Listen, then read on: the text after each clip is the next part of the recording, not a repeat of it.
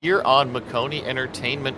We only have one more pace lap here before we get to the green flag on the 2023 Drivers Gauntlet here. And Will, do you have any final thoughts? No, I'm just curious to see how these drivers will play out here. You have a lot of things that will come into mind here tonight. The lap count, your damaged race car, when to get those fresh set of tires, as you touched on unlimited tires inside the garage here tonight.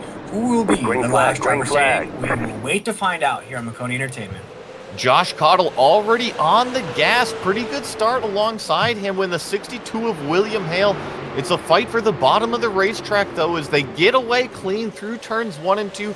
Josh Cottle has the lead down on the inside. Here comes William Hale in the 62, tucking back in line. And then that's the 68 of Hesno there on the bottom line. I believe that is Carson Lucas, the first car up in the second group.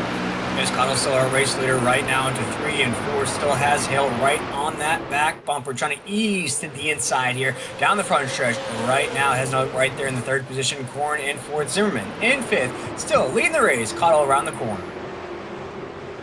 Pretty good racing from the majority of the field right now. Looks like we got the 16 of Corin taking a look down the inside of Guillaume for that third place position.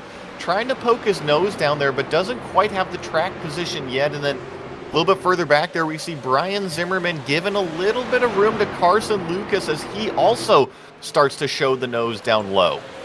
A very straight line so far right now, led by Cottle in that lead position here on lap number 4. Not a lot of jockeying for position so far here yet, Joey. These drivers are starting to feel each other out right now. As you see, Hale still putting the pressure on Cottle around the corner, trying to find his window of opportunity. Make it lap 6 down to corner number 1. Early on, it definitely looks like the 62 of William Hale has a very fast race car just tucked up following the back of the 13 right now. Is able to go a little bit wider on entry, late apex some of these corners, and that really capitalizes on his straight line speed to enter the next corner. And looks like the 16 is finally getting down below Guillaume here. He's gonna take a look down the inside. Now he's officially there. Little bit of door banging, big slide for Jordan Corrin though. Yeah, Corn there, he tried to put it all on the table. He lost that gamble. Now we are bunched up to stay inside the top 5 right now. Top 5 right now is bookend by Zimmerman in that 62 machine. We'll see who can creep up in there right now as we have quite a 2x2 battle down the front stretch down to 1.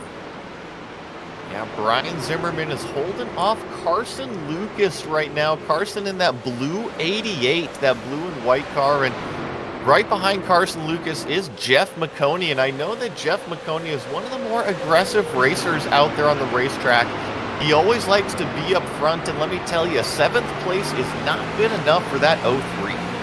No, right now you want to try to jockey for position, try to increase your position on the racetrack, and you see right there that 03 machine trying to work his way up here, Jeff Maconi. And Joey, I was going to ask you here, you talked about the aggression inside of the cockpit of that 03 machine. How aggressive can you be in these super late models? Doesn't have the same damage ratio, let's say, of an Xfinity car, ARCA car, of a Cup car. Can you beat these up a little bit and still maintain speed? I think yes and no. Since it's given a short track, the aerodynamic stuff isn't as much of a problem because you're not seeing the top speeds in the sustained straightaway. However, the more you beat and bang on the car, the more you're going to damage suspension components, maybe put down a flat tire, and more importantly, you're probably out of the groove in a place that you're unfamiliar with. And here's Jeff Maconi actually taking a look down Carson Lucas. He's finally got to the back bumper, and look at the 88. Really good job on exit. Yeah, the 03 wasn't able to get off of turn 4 like he wanted to, but looks like he's got a little bit more ground here in turns 1 and 2, and now diving off into turns 3 and 4. Jeff just really has to focus on getting off of 4. I tell you what, Joey, up here in the booth, if you're watching along with us here at Maconi Entertainment, I am leaning to the left with Jeff inside this race car. That's how close he is to Lucas on that top side. They are still side by side down in the corner, jockeying for position. I mentioned that Maconi is an aggressive race car driver, but you're seeing right here what makes him a clean race car driver. He's not shoving up the track. He's given the 88 plenty of room here. He's not clear, so he doesn't take the line. You see the 88 now come back in line with the 03. Jeff Maconi up into the 6th place position. He has a little bit of room, about a second between himself and Brian Zimmerman in the 28 in front of him. Brian Zimmerman there has basically checked out of the top 5 position, still holding on here, but it's single file so far here tonight, Joey, here on lap 17. We've seen a few passes on the racetrack. What do you think this pace is equivalent to? Do you think it's just the drivers starting to get a hold of these race cars here, get comfortable, start hitting those lines consecutively, or does it just show to the competitiveness of this series? I think it's more just as the competitiveness of the 2023 Drivers Gauntlet. I know that this has been a few weeks running now. I believe we're on week 3 or week 4 here in the super late models, and we've still got to go all the way up to the NASCAR next-gen cars. And the competition has been great every week, even starting in the Legends at the mini oval at Charlotte, I believe is where we started out. And they were just incredibly clean over there. I was really impressed with the racing that we saw, and it's just continued throughout. And here we are at the super late models at Five Flag Speedway. Still these relative short track races, but once again, the racers putting on a great green flag show, aren't they? Yeah, very great green flag show indeed here. 21 laps in to Five Flag Speedway here tonight. And Joey, you just touched on it. This is week number 3 of the 2023 Drivers Gauntlet.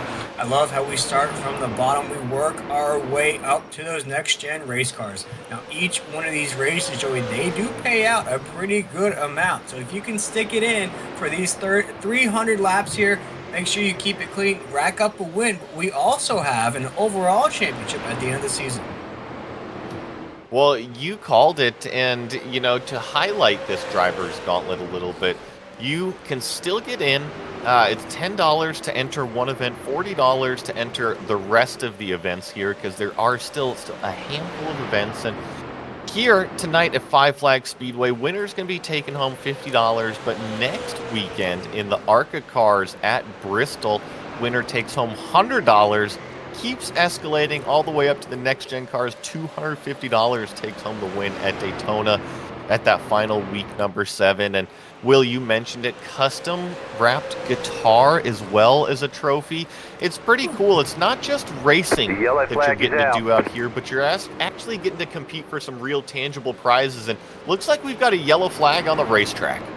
First caution of the night here at Five Flag Speedway. And Joey, a surprise to me, that was a long green flag run here at a short track.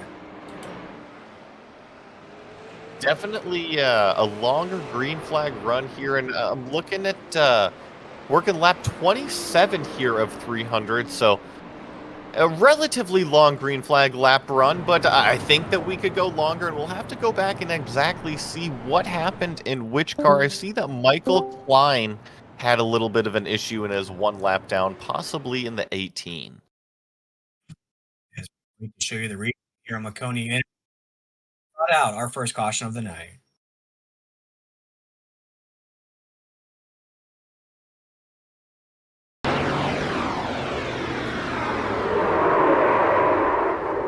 Here we're riding on board with Michael Klein. Looks like he got a little bit of help from the back end. I'm not sure which car that was behind him there, but definitely got a little bit of help going down into, I believe, turn number 1, coming out of turn number 2, and just ended up turning him around. But Will, I don't see any damage on the 18. He should be all good. Yeah, you see him slide up the racetrack just a little bit there. Hits that 90-degree angle inside of the race car.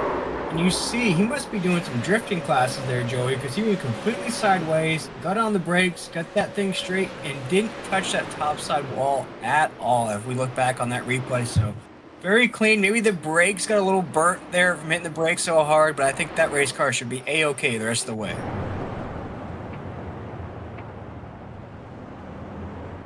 And looks like we're working lap number 29 of 300 right now, Will. Now, we still have a long race left. We mentioned that the driver's probably going to come down to pit road, take new tires, maybe 2 or 3 times, and I think we're seeing that right now, is that maybe this tire isn't necessarily worth it unless you have to fill it up with fuel.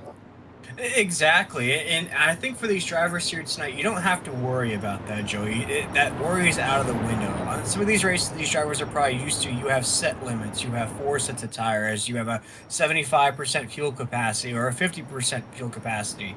Here tonight, these drivers just have to worry about going fast. That's really the only situation they have to worry about. Yes, you can go down pit road, get those tires. Sometimes you can throw some fuel inside that thing as well. For these drivers here tonight, I think it just all boils down to what you can do on the racetrack, not down pit road. Yeah, but one thing's for sure, you still got to keep an eye on that fuel gauge because I know that I tend to focus a little bit too much on the racetrack, and I will get caught out and run out of gas out there. But here we are lined up for the restart. Josh Cottle already on the gas with a great jump alongside William Hale. He's already going to have to tuck back in. Guillaume Hesno in the in the 68 there.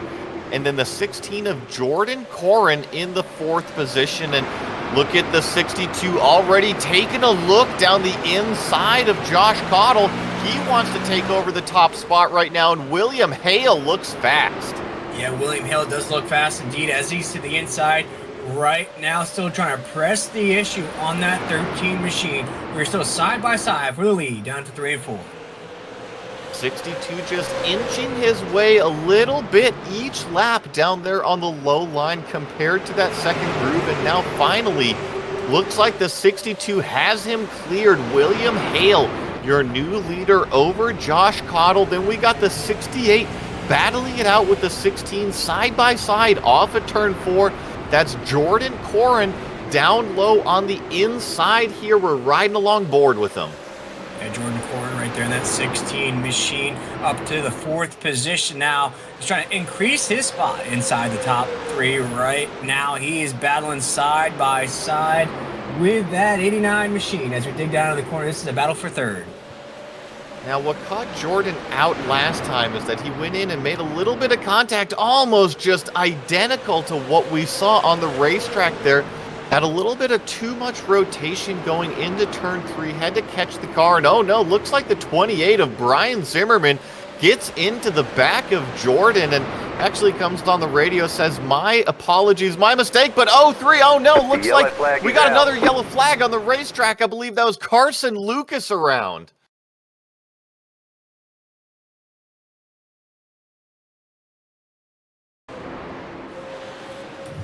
Yeah, it also looked like Joey, Jeff Maconi may have been tangled up in that as well. Looked like he was on contact with that inside wall right before the entry to pit road there.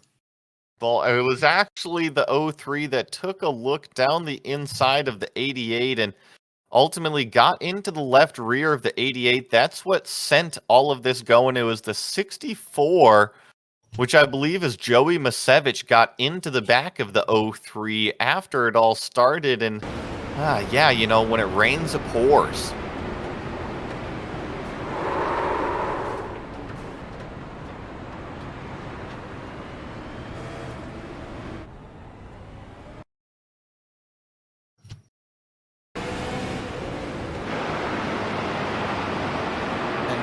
For everybody watching along, you know, just want to plug Maconi Setup Shop and Maconi Entertainment. You're watching all of this action here on the Maconi Entertainment. If you are interested about getting your show broadcasted here on the screen, head on over to www.maconisetupshop.com. Click on the Maconi Entertainment tab up top, fill out the information, and Jeff will get back to you. And you too can have your iRacing league or even just individual races broadcasted here with the broadcast booth, commentary booth. Also, if you just have a dream of it, go visit Maconi Competizone. It's the newest company formed by Maconi Setup Shop. And if you don't have a league already, Jeff can help handle that. He specializes in everything: event organization, promotion, execution, all of it. So whether you're just trying to get one broadcast race or trying to start a whole new league, Maconi Setup Shop can definitely help you out. And Will, we started out with a little bit of a green flag run now and had 2 recent yellows. let's pull out the crystal ball. What do you foresee?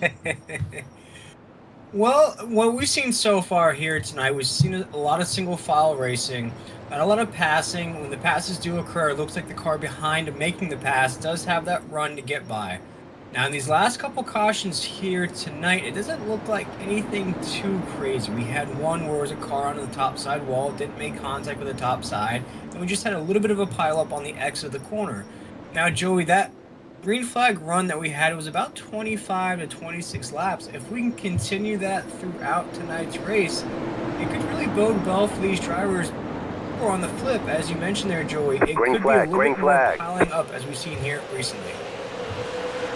It could be, but we'll just have to wait and see. And I think that the majority of these competitors have really done a good job of keeping it clean out there. I mentioned it even in previous races. It's really been a lot of The yellow green flag is out there, and with the exception of one or two cars here, that I think that we should be able to get back to green flag racing, and they're actually lined up 2 by 2. 13 is out front, and he's got another big jump. It was not the 62 of William Hale that was scored as the leader there. I'll have to go back and double check why that was, but he immediately tucks back into line, and that's 68. Guillaume back down low, and already another yellow flag on the racetrack.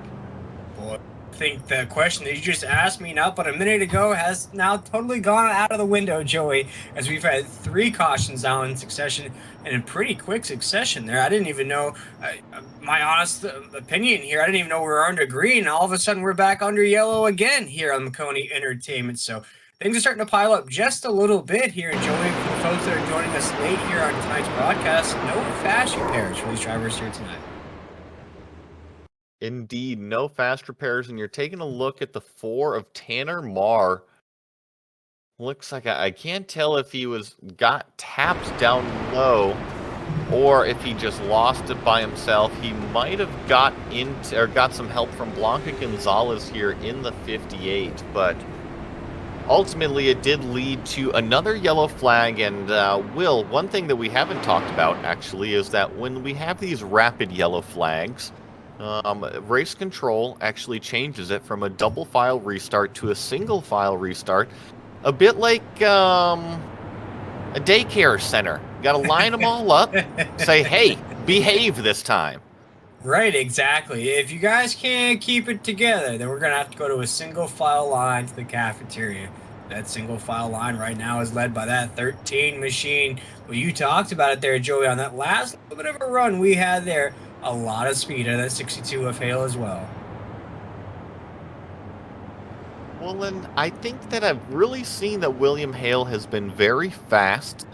Josh Cottle, of course, qualified on pole. He's carrying a lot of momentum from winning the last race out there at Martinsville. But the 62, I've really been impressed with. And then really also the 16, Jordan Corrin, is now up in the 3rd place. He'll be restarting in that 3rd place position. And I think that's important because he's been having troubles getting around cars. He's shown a lot of speed, but when he gets down low, he seems to get trapped down there. And now that he's moved up a position, see if he's able to move forward and battle with these leaders any. Yeah, you see right now, we're starting to see those moving pieces inside the top 5, the top 10. See who could get up to the top of the grid and battle Cottle and Hale in that 62 machine, as we're just about 48 laps into week number 3 of the 2023 Drivers Gauntlet here on Maconi Entertainment. The lights are off with the pace car here, Joey. We're going to go green flag racing once again. Yeah, definitely going to go green flag racing with the 13 leading the way.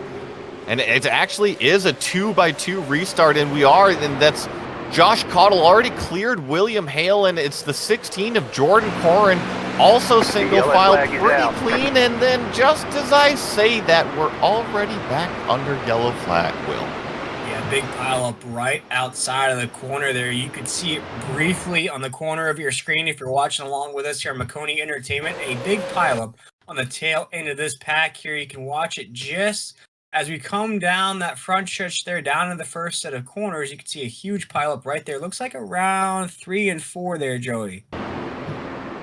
Yeah, definitely coming out of turn 4 there on the first lap, and No, I could have sworn that we were going to get a single file restart there, and I know that I was a little bit behind. I apologize for that one and calling the green flag, but I think that with this second yellow flag, I hear race control of Brandon Davis coming on right now and really laying down the law, and we'll see if these drivers continue this trend or if we're going to get some green flag running.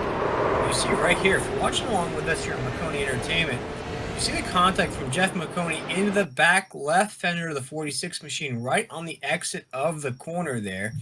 Watch it here once again. We're going to get a good rewind out of the truck there. And you watch it right here, Joey. It's a little hard to run 3 wide at 5 flags. It looks like Jeff was right in the middle of that 3 wide situation. Yeah, that's another naughty for the 03 machine out there. A little bit similar to the deal that we saw earlier, and I think that the 03 just, I'm gonna call it like it is. He got up into him and turned him around. Indeed, and for Jeff Maconi here now, it's starting to snowball just a little bit here at the location of this snowball derby. But as we touched on it here, Joey, a lot of more things can happen in this race. Still a long way to go here in the 2023 Drivers' Gauntlet here from 5 flags.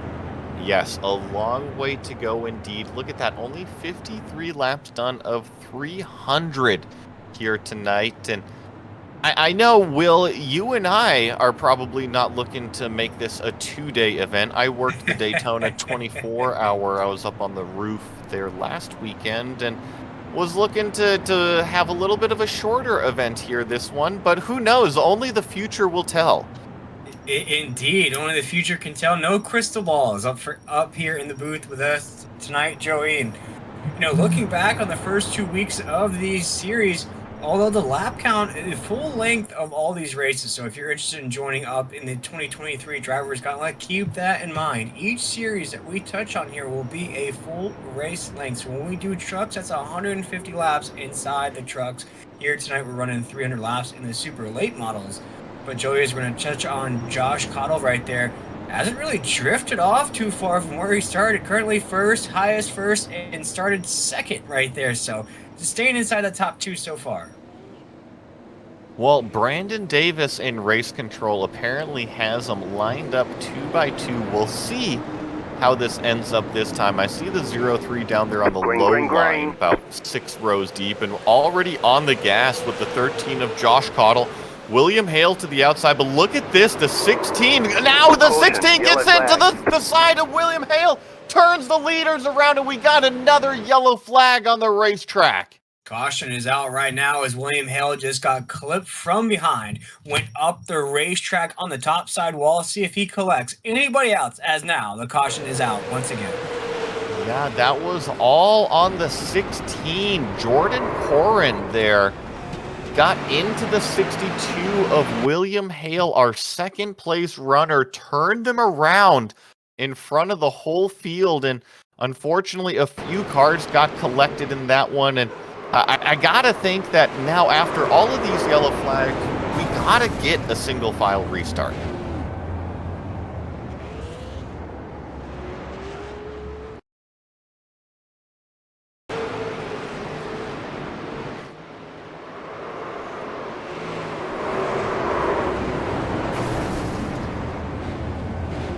Looks like also the 68, Guillaume Hesnaud there.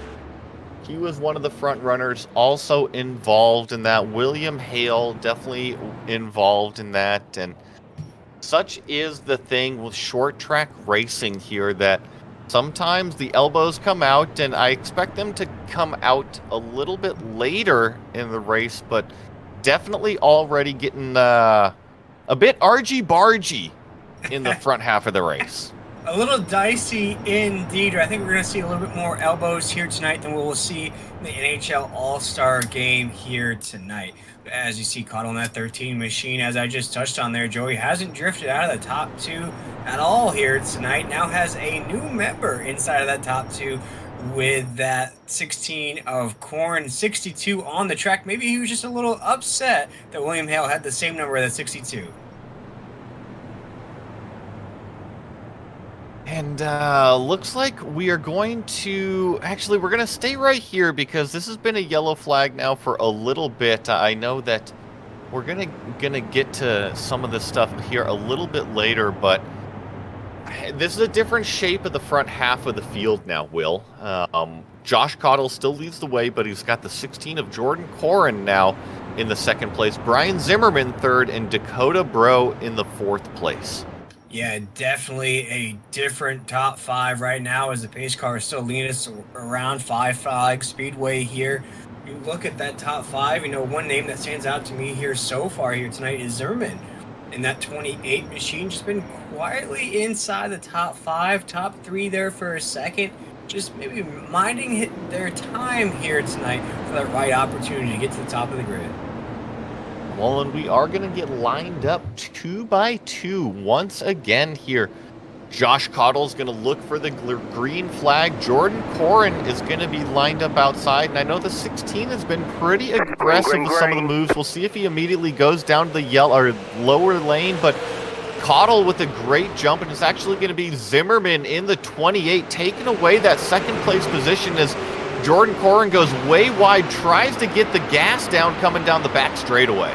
Still trying to get the hold of that Yellow race car flag right now, around 3 and 4. It looks like the caution flag is out once again, as we just had another car queue up that Tokyo Drift theme song and is sliding almost down pit road there, Joey.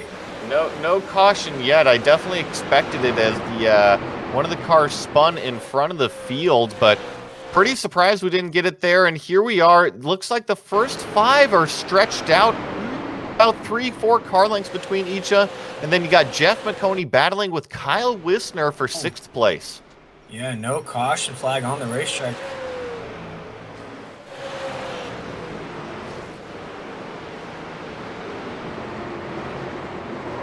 Watch this battle right behind Jeff Maconi right now. This is just inside. We see right here another car sideways there, Joey, the 57 machine. A lot of cars now spinning out of control. What do you think this is a testament to? I think this is race control, trying to let them play out, and trying to let them sort itself out. We'll see how this goes, but the field is definitely starting to spread out, and definitely single file racing now. Yeah, single file racing indeed, as you still see the 62 of Hale. Now it's trying to stay in the mix. Not a lot of damage from that 62 machine. We just saw what happened to him not too long ago. And Joey, we touched on it at the beginning of this race here. You can maybe occur a little bit of damage on that race car, but still be in contention at the end. You definitely can, and Josh Cottle leads the way up front. We're looking at the 42 on screen here. This is Kyle Wisner down low below Carson Lucas. Ooh, and just behind we saw the 58 of Blanca Gonzalez get hard into the wall off of turn 4. He's able to continue on, but definitely at a slower pace because of the damage he now has. And you see Blanca in that 58 machine. It's just maybe they're just getting on it a little bit too hard, just trying to stay pace with the rest of the drivers here tonight. Starting to see these super late monos just slide a little bit. But now here on lap 70 of 300, still Cottle in that 13 machine as our race leader. Well, and because just the series of events that have happened on the racetrack, we're already getting the leaders running into the lapped cars. So I remember that our green flag run, we didn't even get to see them get to the back of the field. But here we are, Josh Cottle and Jordan Corrin already working their way through, getting by what I believe is the number 51 out on the racetrack that I see, and also getting by the 85 of Perry Vance. Yeah, Cottle now trying to make his way around the racetrack. Lap 72, make it 73. Yeah, in the corners, number 1 and 2. He is leading Corrin currently in second. Zimmerman in third. Rowe in fourth. Evans is our top 5 on the racetrack. But single file right now, Joey, down the backstretch.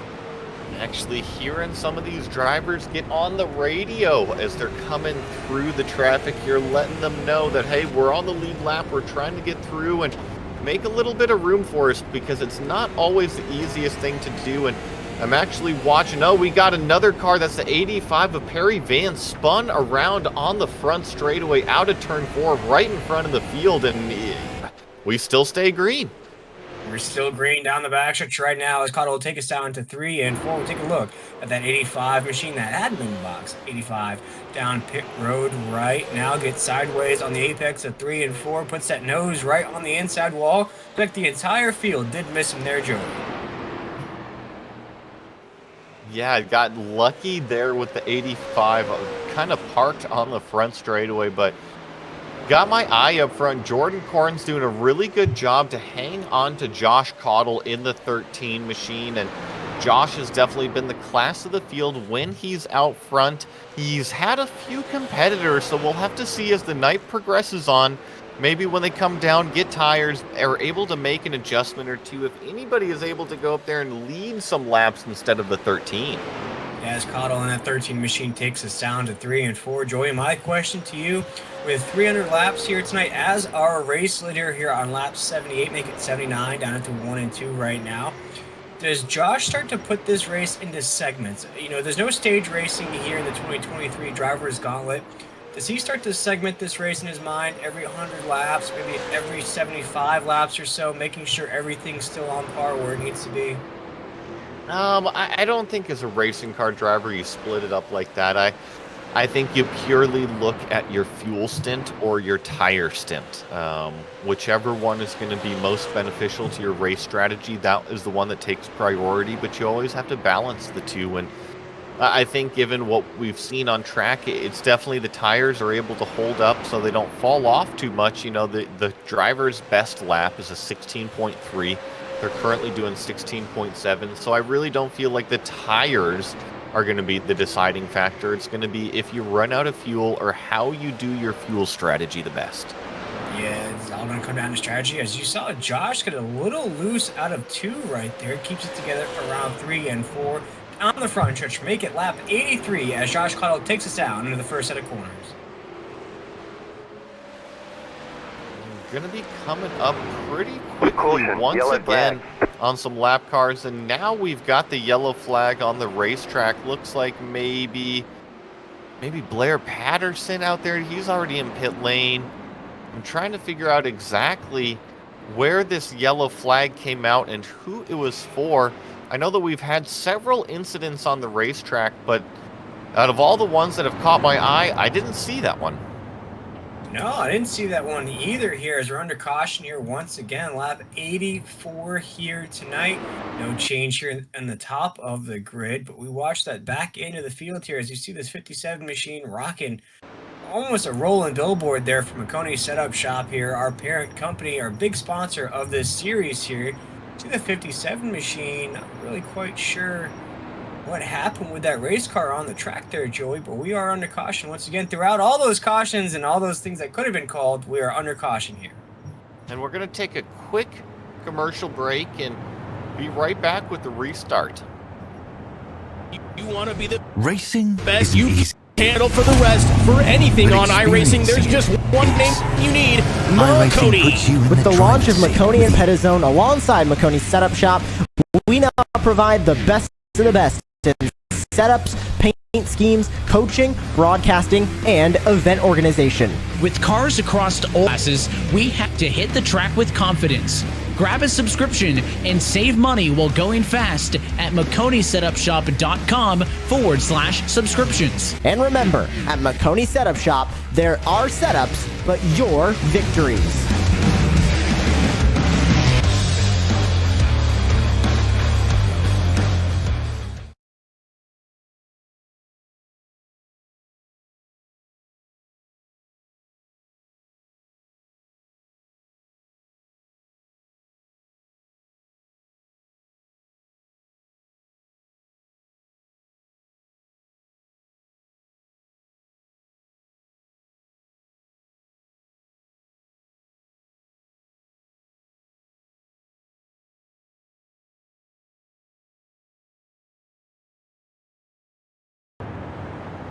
We are back here on Maconi Entertainment, getting lined up for this restart, working lap 87 of 300 right now in this 2023 Drivers Gauntlet. And it really has been the story of the number 13 of Josh Cottle Won last week at Martinsville in the late models. Here he is in the super late models. A new track, but a familiar place right out front.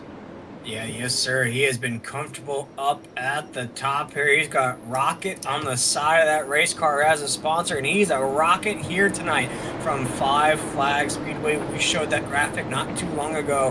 He's been in the lead or second for the entirety of tonight's race. But here we go, Joey, Alpha 4. We're green flag racing once again. And something that we didn't cover, but we had a few takers come down pit road. I believe it was Brian Zimmerman was the earliest of the runners that have come down pit road, and he finds himself all the way back there in 11th place. And a little bit further back, Jeff Maconi finds himself shoved out in that outside lane there, battling for 5th place with the 88 of Carson Lucas taking a look down the inside. You see Josh Cottle still leading the way. We're single file, but we're watching this battle right now. Jeff Maconi has fought his way up the grid, but now he's got some pressure to his inside right now. That is Lucas inside of that 88. Keeps trying to put his nose on the left back fender of that 03 machine. Not going to be enough, though, as Jeff Maconi will hold that position. It looks like the 64 of Joey Masevich is able to get by Carson Lucas, and it really just opens the door. Dakota Bro is also going to take advantage of the 88, getting high up on the racetrack there. And it's still Josh Cottle leading the way over Jordan Corrin. Brandon Evans there in the 3rd place position. That's a name that we haven't mentioned. And look at this, William Hale in the 62. That's right, the same William Hale that was battling it out and got spun around from the 2nd place. He's now worked his way all the way back up into the 4th place position. Yeah, as we touched on here a couple times tonight, you can take that damage. You can have an unfortunate incident. If the 62 machine of Hale was battling for the lead when he got sideways, essentially taken out just a little bit there, Joey, but now fought his way back up inside the top 5. Joey Masevich is right there as well. We saw the 64 be included in some of these instances we saw in these yellow flags in these first 95 laps or so. So these dogs are really coming to fight here tonight, 95 laps in. 64 does look pretty fast right now, and here William Hale is already climbing all over the back of Brandon Evans. But look at this, the 64 is going to take the opportunity, look down the inside of Hale. Masevich wants to get up front. With a huge run right there, Joey Masevich will now creep inside the top 5. He's got his eye set on Evans in that 39 machine with a huge run on that inside. Joey looks like he's hitting those Hot Wheel track jet boosters as he is cruising around down into 3 and 4. Well, and I'm looking here, Joey Masevich is the front runner that has the newest set of tires, and oh my goodness, is able to take away the 3rd spot and just barely cleared Brandon Davis there off of turn number 2. But Joey Masevich, I'm looking here, only has 14 laps on his tires, and the rest of these runners around him all have the same tires that they started the race on, 100 laps on their rubber. Yeah, that's a lot of laps on those tires, but we see right now what the difference makes. You put a fresh pair of shoes on these super late models here tonight, you can exactly see the speed out of the 64 machine, although he's starting to fight that thing just a little bit now, Joey, as we come off of 3 and 4. So a lot of speed inside that race car. Yeah, I still think he's got the fastest car on the racetrack just due to those tires. As I mentioned, it's not huge amounts of speed, but it's a 10th here, a 10th there, and you see him able to kind of make these little lunges here, and already down low, and we got a yellow flag on the racetrack. I actually think that he didn't get that pass done. Yeah, we're going to see the 16 of Jordan Corrin go back around Masevich as we look to find this incident. Yeah, as we're under caution flag once again from Five Flag Speedway here on lap 102. We crest over the century mark here tonight. This is week number 3. We'll take a look here on this Maconi Entertainment replay to see what brought out that caution. Looks like the 18 machine. See what happens here. We go to the top side of the racetrack and just get it loose there and just loses it completely on the exit. Yeah, and then I also think I see the 85. Perry Vance got turned around by himself, hit the reset button, and Quick Draw McGraw on the full course yellow here for this one for the car that hit the exit button, and we see, yeah, the 85 here just down low, spins it by himself, gets up into the fence, and just a couple cars coming around, but definitely was quick on that F4. Now we see the 85 machine's going to have an issue there. And Joey, as we were just talking about Joey Masevich there with those fresh tires, it looks like he's now going to be our race leader. And I'm curious to see if anybody else saw that speed out of the 64 machine, now thinking whether or not they should put a fresh set of Goodyear Eagles on these race cars here tonight. And that was going to be my question to you there, Joey. As you see Joey Masevich there with those fresh tires, what kind of other problems do you think the other drivers that are running those 100-lap tires are running into now? Well, you mentioned it, and as we were looking at the replay, only the couple cars that came down during that last full course yellow stayed out on the racetrack, Will. So I'm looking here, Jeff Maconi, Josh Cottle, the whole field that was on the lead lap came down. They got those fresh tires, filled it up with gas, and looking at the lap count, this is right about a third of the way through the race. So we'll just have to make a mental note, see if in another 100 laps they do the same thing. Yeah, it's right. Now we just saw that huge speed out of the 64 machine of Joey Masevich there at the top of the grid. And you look at the rest of the grid there, Joey, a lot of other moving parts inside of that top 5, inside of the top 10 right now on lap 106. And, Joey's still a long way to go here, 200 laps to go. But I'm starting to see a little pattern, a little bit of a setting, if you will, of how this race is going to play out. We've seen a couple different things here now, 100 laps in, that might be the difference on winning this race here tonight. Well, I'm looking at the front of the field here, Will, and Joey Masevich definitely has had a fast car. Brian Zimmerman has been fast all night. He was one of the first cars to peel down pit road. Guillaume in the 68 has been fast up there at the beginning of the race before he got taken out involved in that wreck with William Hale. So I really feel like these cars up front, especially the top 3, have some speed. It's going to be which cars behind on the fresh rubber are going to capitalize, as we already got the pace car off on pit road. Masevich, oh no, we've got a terrible restart, and that all started with the 64. Goodness. Really lifted off of the gas there, stacking them up on a late restart, and we'll have to get a look at exactly what happened here, Will. Oh my goodness, we might have some Tony Stewart helmet throws taking place now here under caution. You see the 64 machine of Joey Masevich there is going to try to... Well, I don't know if it was a 64 there, Joey, as we watch this live replay here at Maconi Entertainment. I think it may have happened in the second row. It may have included the 03 of Jeff Maconi. Yeah, and I'm taking a look here, and I mean, it's definitely...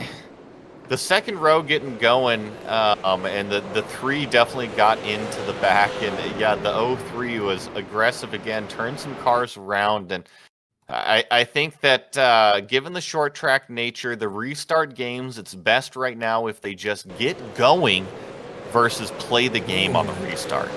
It looks like from that replay there, Joey, it looked like it happened maybe even further back than that. There was just a chain reaction there. You see that blue car right there on the exit of 4 on the top side, makes contact with a car that bumps into Jeff Maconi, then that bumps into the 53 machine. It was just everybody starting to check up, makes contact with one another. When you're trying to restart like that, Joey, there's really no place you can go. No, there isn't. Definitely not a place to go, and with these drivers that were up front, I would think that they would know better with that one. Especially with how many restarts that we've had already. But we'll get them lined back up. All those cars that potentially took damage. If they were smart, they would have come down pit road, because you got multiple laps here on the safety car. Just get that stuff fixed, get back out there on the racetrack, and do some green flag laps. Yeah, that's exactly what we want to see here on Maconi Entertainment. And that's what the folks watching live here on Maconi Entertainment want to see as well. We want to see those big green flag runs here, Joey. And, looking back in time to the beginning of this race, we talked about it right before our first commercial break about how long of a green flag run that was to start off tonight's race. But ever since we said that, I think we may have put the commentator's curse on that, because the caution flags have now rained down here in Florida. We're going to try to get it gathered back up here, Will. And I know that you don't have a crystal ball over there, but maybe look under your bed. Is there a magic 8 ball still floating around from the late 90s at all? Maybe. Just a little bit out of my age group. I did grow up with Slinkies, Magic 8 balls, all that good stuff. I think some of the folks may be watching here tonight don't know what that is, but foreseeing how this race is going to play out, it's been very hard so far, Joey. You know, we saw that long green flag run to start the race. Now cautions are starting to fly down here. So a lot of things these drivers have to think about here at the end of this race. Now we also saw the speed of Joey Masevich there on fresh tires. So a lot more factors will play into how you get this race won. And here, no games on this restart. The 64 straight on the gas gets out in front of the field and already got 2 car lengths on the 03 and the 28 that are battling it out for the second place behind them. But watch out for the 03 because we talked about the fresh tires that Masevich had last run. Now it's Jeff Maconi that's got the fresh tires. Yeah, Jeff Maconi channeling his 03 energy here tonight, that Dale Earnhardt energy. He said, if you don't get out of the way, I'll push you out of the way here tonight, Jeff Maconi. And you just saw Joey Masevich there get loose on the exit of the corner. He's really fighting that race car there. Joey, as we dig down to 1 and 2, he is sliding on the exit of these corners. He is, but he's trying to hang tough around 3 and 4 right now. Gets a good run out of 4 and actually tags the wall just a little bit of netcode contact. That's not going to hurt him at all, but the 03 with those fresh tires now to the point leading this 2023 Drivers Gauntlet. Jeff Maconi, our race leader, down to 3 and 4 right now, has fought his way to the top of the grid, avoided all the disastrous activity that was happening in the middle of the pack. Now he is leading the way around 5 flags down the backstretch. Really, it's the top 5 that are nose to tail all the way back to the 88 of Carson Lucas. He's taking a look down the inside of Guillaume in the number 68 machine, trying to take away that 4th place position, and Dakota Hendrickson right behind them as they're battling it out for that 4th place spot. It's really allowed, I'm sorry, not Dakota Hendrickson, that's the 13 of Josh Cottle that has made his way up. That's the 13 that's led the majority of this race, already finds himself knocking on the door, the top 5. Yeah, Kyle right there in the 6th position. I look even further down that grid there, Joey. Looking at the likes of William Hale in that 62 machine currently in 10th, and Korn currently in 11th right there outside of the top 10. William Hale is now creeping up that grid, now up to 8th. As I mentioned his name, so is Korn. They are trying to work their way back up to where they were inside the top 5. Well, the 13 is very confident in the equipment that he has underneath him, already up underneath Guillaume in the 68, taking away the 4th place position here on the racetrack and doing it with ease and doing it with a lot of respect out there. It looks like he's leaving plenty of room for the fellow racers just in case they get into trouble. And I think that's important, Will, because let me tell you, a race car driver remembers everything that happens out there on the racetrack. And the more goody brownie points that you can earn at the beginning, the more you can cash them in and they don't see it coming at the end. Exactly, Joe. You know, I like to think back to the NASCAR Thunder games back there in the GameCube days, PS2 days, where you had that rival meter or that teammate meter where it was very, very green if a guy liked you on the racetrack, and it was very bright red if they didn't. Here tonight, you want that meter to be almost that Christmas evergreen here tonight. You want to have as many friends as possible to make sure you're in victory lane at the end of these 300 laps.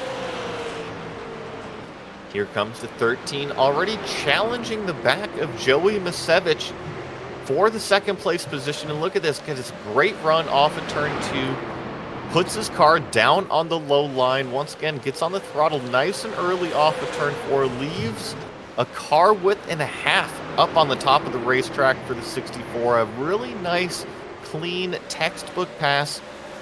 Now he gets back in line, and we'll see how much Jeffrey Maconi has burned off those tires that he's got. He's doing 16.5s out front, and now that the 13 has some clean air, we'll see the pace that he's got. It looks like Lucas in the 88 machine is looking to increase his position on the racetrack, trying to creep up into the podium there. Looks like he was putting some heat on Joey Masevich inside that 64 machine. They're going to ride on board with Cottle here down into corners number 1 and 2. You can see exactly the lines that he's hitting here. He's led 99 laps so far of 128 as we run on to 3 and 4. Still a long Fourth of the ride with Josh Cottle on that 13. Doing a really good job, and you see how bumpy this racetrack really can be. And I've been watching timing and scoring wheel. This 13 car slowly but surely reeling in our leader a little bit at a time. And this last lap dead even across the stripe between the 03 and the 13. So not too much of a difference, but I feel that once the 03 runs up on the back of the lapped cars here this run, which we haven't seen yet, the restart was a little bit cleaner than that other one, and that's when the things are going to start to come into play, and Jeff Maconi is just going to have to be smart out there on the racetrack. Yeah, 131 laps into this race so far. First and second are just a tad separated on the racetrack. Look at Joey Masevich in that 64 machine still taking pressure from the 88 of Lucas right there for a top 3 spot on the racetrack. Look at the rest of the top 5. You have the 68 machine right there, and Zimmerman just outside of the top 5 in the 28. And you see right there, Joey Masevich almost gets completely sideways as Lucas in the 88 will make the pass on the inside. Yeah, Masevich had a huge slide a couple laps ago coming up out of turn 4, and now it's actually the 63. I'm sorry, 63 on screen. The 28 of Brian Zimmerman taking a look down the inside, as well as the 68 down there, Guillaume, trying to battle his way through Joey Masevich. But Masevich is certainly hanging tough as long as he keeps the car pointed straight. Seems like he still has some good drive off of the corner. It's only when he starts to slide that he loses that track position. Yeah, if we could ride on board with the 64 machine of Joey Masevich, you can see it there on the exit of these corners. He's really just trying to fight that steering, Joey, around the corner, and that thing coast, letting the machine do its thing. Something about the exit of the corner, when he gets back onto that gas pedal, that thing's wanting to slide from underneath him.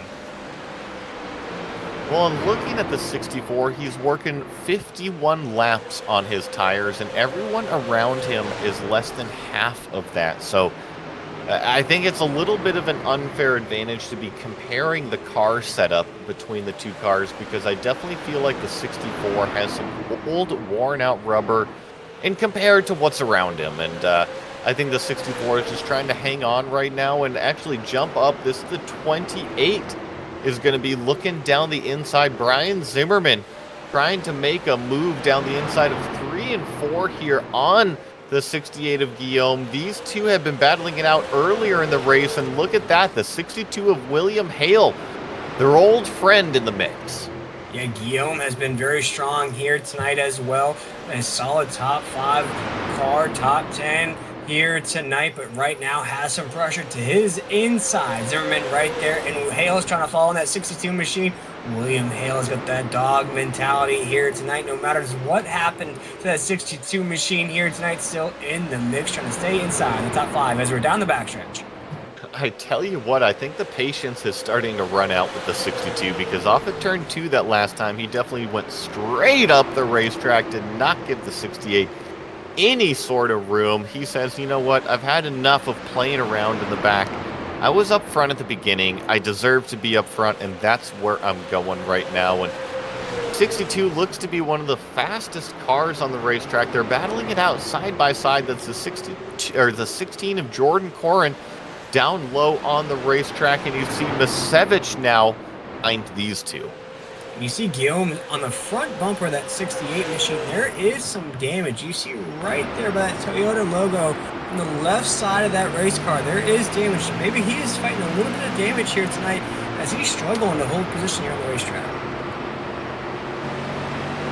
Struggling to hold position, and Masevich on those older tires doing a really good job in that 64 machine. And I'm looking here, it looks like the car that he's battling with, Guillaume, is about the same length on that tire stint. So these two cars have kind of pitted together, and they found themselves together out there on the racetrack again. And nothing has changed up front. Still Jeff Maconi leading the way. However, he's starting to run up on some lapped cars. He only has about a 1.1 second lead over the 13 of Josh Cottle. It was over 1.5 seconds, Will. So the 13 definitely has a little bit of pace, and he's been crawling it back little bit by little bit each lap. Yeah, crawling it back as much as possible here at lap 147 down to 1 and 2. We just talked about Jeff Maconi, our race leader. You look at Cottle in second. Lucas, currently in the 88 machine, is third. William Hale is fourth in that 62. 28 of Zimmerman is fifth. Orrin in that 16 is sixth. Guillaume right there in the 68 machine is seventh. Joey Masevich, we just talked about him trying to hold on to the top 10. Right now is in eighth. We have Evans in the 39 is in ninth, and Hertel rounds out our top 10. Just like that, Jeff Maconi is already starting to work his way through this lapped traffic, and got my eye on the interval here. He's been doing 16.8s, a little bit slower that last lap, all the way down to a 16.9, but Josh Cottle is going to have to work his way through the exact same thing, and as long as Jeff is able to keep that time difference about the same, that 1 second gap, he doesn't have to worry about his rearview mirror too much. No, as we have now crested over the halfway point of tonight's race. This is week number 3 of the 2023 Drivers Gauntlet here. As Joey spoke about to start this broadcast, we started with the Legends cars. We went to late models last week, and now super late models here tonight. ARCA is next week here in the Drivers Gauntlet, but here tonight has been a mixed bag of racing we've seen so far, Joey. We've seen drivers up at the top of the grid, really lay down some fast times up there, hold it down. But now here at the halfway point, we have a whole new cast of players there inside the top 10. Yeah, and it's Jeff Maconi that leads out front right now. However, I'm not sure if he got in the wall right there or if that was net code. It might have just been a little bit of some net code from the short track racing, but just working their way through those 3 or 4 lapped cars, I'm looking at the 13. He's already closed it down now under 3/4 of a second, separating these lead 2 for the top spot here. And I think it's only a matter of time till the 13 catches the 03. And from that point on, I know that passing and catching are 2 totally different things, but Josh Cottle looks to be on rails. Yeah, Josh Cottle in that 13 machine is trying to rail in the 03 of Jeff Maconi. And we've seen so far out of the 03 machine here tonight, Joe, it's not going to be an easy task to get around him here on lap 155. Down to 1 and 2, and you see Josh Cottle right on your screen here on Maconi Entertainment with a huge run down to 1 and 2. Momentum got slowed just a little bit there on the apex, but you see how fast he is on the entry of these corners. Definitely fast, and I'm looking here out in front of Jeff Maconi. Still got plenty of clean air for now. However, it always seems to work this way, that when the competitor catches you, you seem to catch the traffic in front of you, and I think it's kind of lining up that way here in about, maybe about 4 or 5 laps here. I think the 13 will be on the back of the 03, and also will be running into the back of this lead lap here, and just have to see the ebb and flow of the race, because things have definitely certainly calmed down a little bit. I know that the battle for the 3rd place position is still on between William Hale and Brian Zimmerman right now, and Carson Lucas is up there as well. Jordan Corrin, you might as well include it. They worked their way by the 42 of Kyle Wisner, which was a lap down. And you see right now Jeff Maconi still laying down those times. And, you know, as you were saying that there, Joey, I was thinking to myself, we saw what Joey Masevich did with a fresh set of tires. You know, he came out, the only driver to head down pit road there in the early window, was very, very fast. You saw what happened when everybody else, even up to the 64 machine. Now Joey Masevich is down to about the 9th position, trying to hold on to that top 10. Do any of these drivers take a mental note of what the 64 did there and try to time that just perfect there at the end of this race? Maybe head down before everybody else, put fresh set of tires on there. That way you have that speed the 64 is showing. We got trouble off of 4, and we got a yellow flag. 1 car around, that was the 58 of Blanca Gonzalez. He got some help here I believe it was Tanner Marr. Both of these cars several laps down, getting into it and causing another yellow flag on the racetrack. And just a little bit of front to rear damage going into turn 3, turn 4, sent Blanca around. And that's going to do it here. And actually, we're going to take a quick break here, cut to commercial, and be right on back with this restart.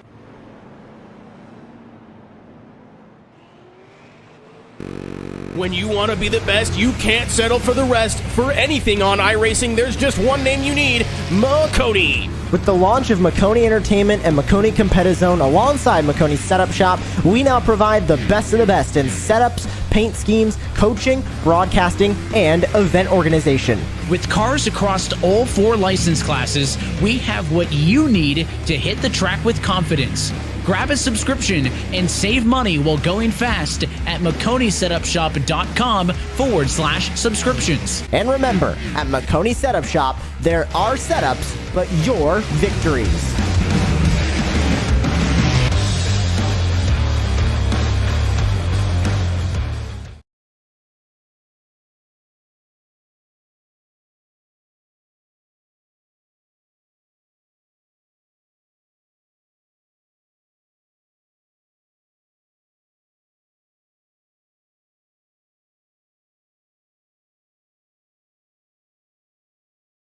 Circuits from around the world. Go head-to-head against other drivers chosen by skill-based matchmaking to ensure competitive racing at every level. Compete across all your favorite series. In officially licensed cars, engineered to deliver the most accurate driving experience possible.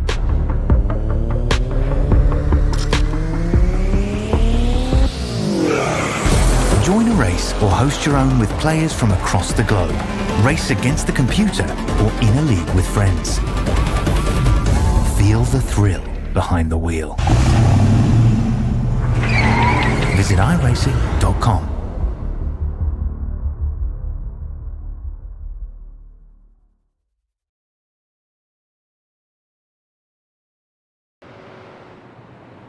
You are watching the 2023 Drivers Gauntlet here on Maconi Entertainment. A 7-week-long series kind of emulating the progression of a driver from the late models all the way up to the next-gen cars. And here we are at Five Flag Speedway with the super late models here tonight. And we're going to be lining up going black, green flag with Jeff Maconi leading the way here over the 13 of Josh Cottle. A little bit of 2x2 back behind him, and that's Brian Zimmerman and also Carson Lucas battling it out with William Hale and Joey Masevich as well. Joey Masevich right there in that 64 machine. This is a battle for fourth right now. Zimmerman in the 28 machine has locked himself into that third position, but a battle for fourth right now between Evans, Hale in the 62, and Joey Masevich in that 64 machine. As we come around the corner, down the backstretch right now, they're beating and banging off of one another. This is for fourth, down to 3 and 4. William Hale, our first car that's too wide, and oh no, the 14 has problems, and now we got cars turned around going into turns 1 and 2. Multiple cars turned around. That's Jordan Corrin again. I know that he was involved in one of the earlier wrecks, or triggered one of the earlier wrecks, and unfortunately now the 16 himself is turned around. This all happened going into turn 1. Oh no, was that Jordan getting into the side of another car going into turn 1? It kind of looks like it there to me there, Joey, but it looks like the 62 may have tried to slow down, or the 14's loose right there in front of the 62. The 62 then makes contact with the 52, who was trying to slow down on the entry of the corner as well. And it just looks like a domino effect after that 14 gets loose on the front stretch. Everybody begins to panic a little bit, tries to slow down as much as they can into the corner. Either way, it is another yellow flag on the racetrack. We had a pretty good green flag run this last time, and then here, just a couple laps into this run, get our first full course yellow. Lap 172 of 300. Have a few cars on pit road right now getting fixed up, taking new tires, getting a full tank of gas out there, but it's the usual front runners still out front. Jeffrey Maconi leading over Josh Caudle, Brian Zimmerman there in the 3rd place position, and Joey Masevich there in the 64 as well. And Will, no more crystal ball. You got the magic 8-ball out. I remember you found it under the bed. Give it a shake. What does it tell us? It tells us this pace of the race so far, the pace has slowed down a lot. You know, we saw in the beginning of this race that the first 50, 60 laps or so were fast paced, a lot of green flag runs there. The drivers were really respecting each other's space on the racetrack. Now here, as we're creeping out almost to lap 200, the racing now has gotten squeezed and everybody bouncing off of one another. We have more cars getting loose. Who wins this race, Joey? I can't tell you that just now because we're seeing other guys back into the mix right now. It's Jeff Maconi now. We're under green flag to take us into the corner as our race leader. So up in the air, who will get the job done, but a lot more things to count out for here on lap 175. Well, looks like the 13 is already going to make a move underneath Maconi right now. He's going to go for the race lead, and we've consistently seen this number 13 be the fastest car on track. He's continuing to show that, but tell you what, Jeff Maconi's hanging tough on the outside. He's trying to make a race of it. He's not letting Josh Caudle get off that easy. No, like I said, Joey's got that dog mentality here tonight. That 03 is on the top side. Josh Caudle in the 13 to the low side right now. Joey Masevich there in the 64 wants a piece of the action himself as he's to the inside trying to follow the 13 around the 03. 03 still battling as we're side by side on the corner number 1. Tell you what, Masevich almost got into the left rear of Maconi, and oh my goodness, Maconi goes up and gives a shove to the 13 as he tries to get back in line here. And I know that these competitors are very fierce out here. I think Jeff's just got to get it back gathered up underneath him and then make another run as he's already really loose. And see, that's what happens. And now we've got a chain reaction. His teammate was spun around because Brian Zimmerman got into the back of Masevich. Masevich had to check up because Maconi was just way sideways on the racetrack, and then he himself got turned around from behind. Yeah, and I think the 03, if we can rewind it just a little bit more from this point of the apex of 3 and 4, you can see the 64 and the 03 both get sideways, get a little loose, and then that just spirals out of control down into the corner. See right here on the backstretch, the 03 gets loose, so does the 64 right on the entry of the corner. They both have that tail wiggle just a little bit. The 03 still trying to fight it into the corner. You see him get sideways right there. They both have a wiggle right on the entry of the corner. They're still fighting that race car into the corner. Jeff Maconi, he just couldn't do anything there, already sideways. Yeah, and this is not the first time that we've seen both Maconi cars involved in the same incident here. And they're going to have to work it out on track and on the radios. It looks like Jeff Maconi is still out there in the 2nd place position, but Joey Masevich, the big loser in that one, getting all the way turned around, finds himself one of the last cars on the lead lap right now, all the way back in the 11th place position. And Will, we were keeping an eye on when these cars were pitting for fuel last time, and they pitted on around a lap 100 earlier on, but they all came down about 20 laps ago, and I have a feeling they might have to come down one more time, but it'll be interesting to see who stays out for tires, meaning the track position, or who comes in for tires for the fresh lap time. Exactly, and I think that's an interesting concept that we looked at with the 64 machine of Joey Masevich there.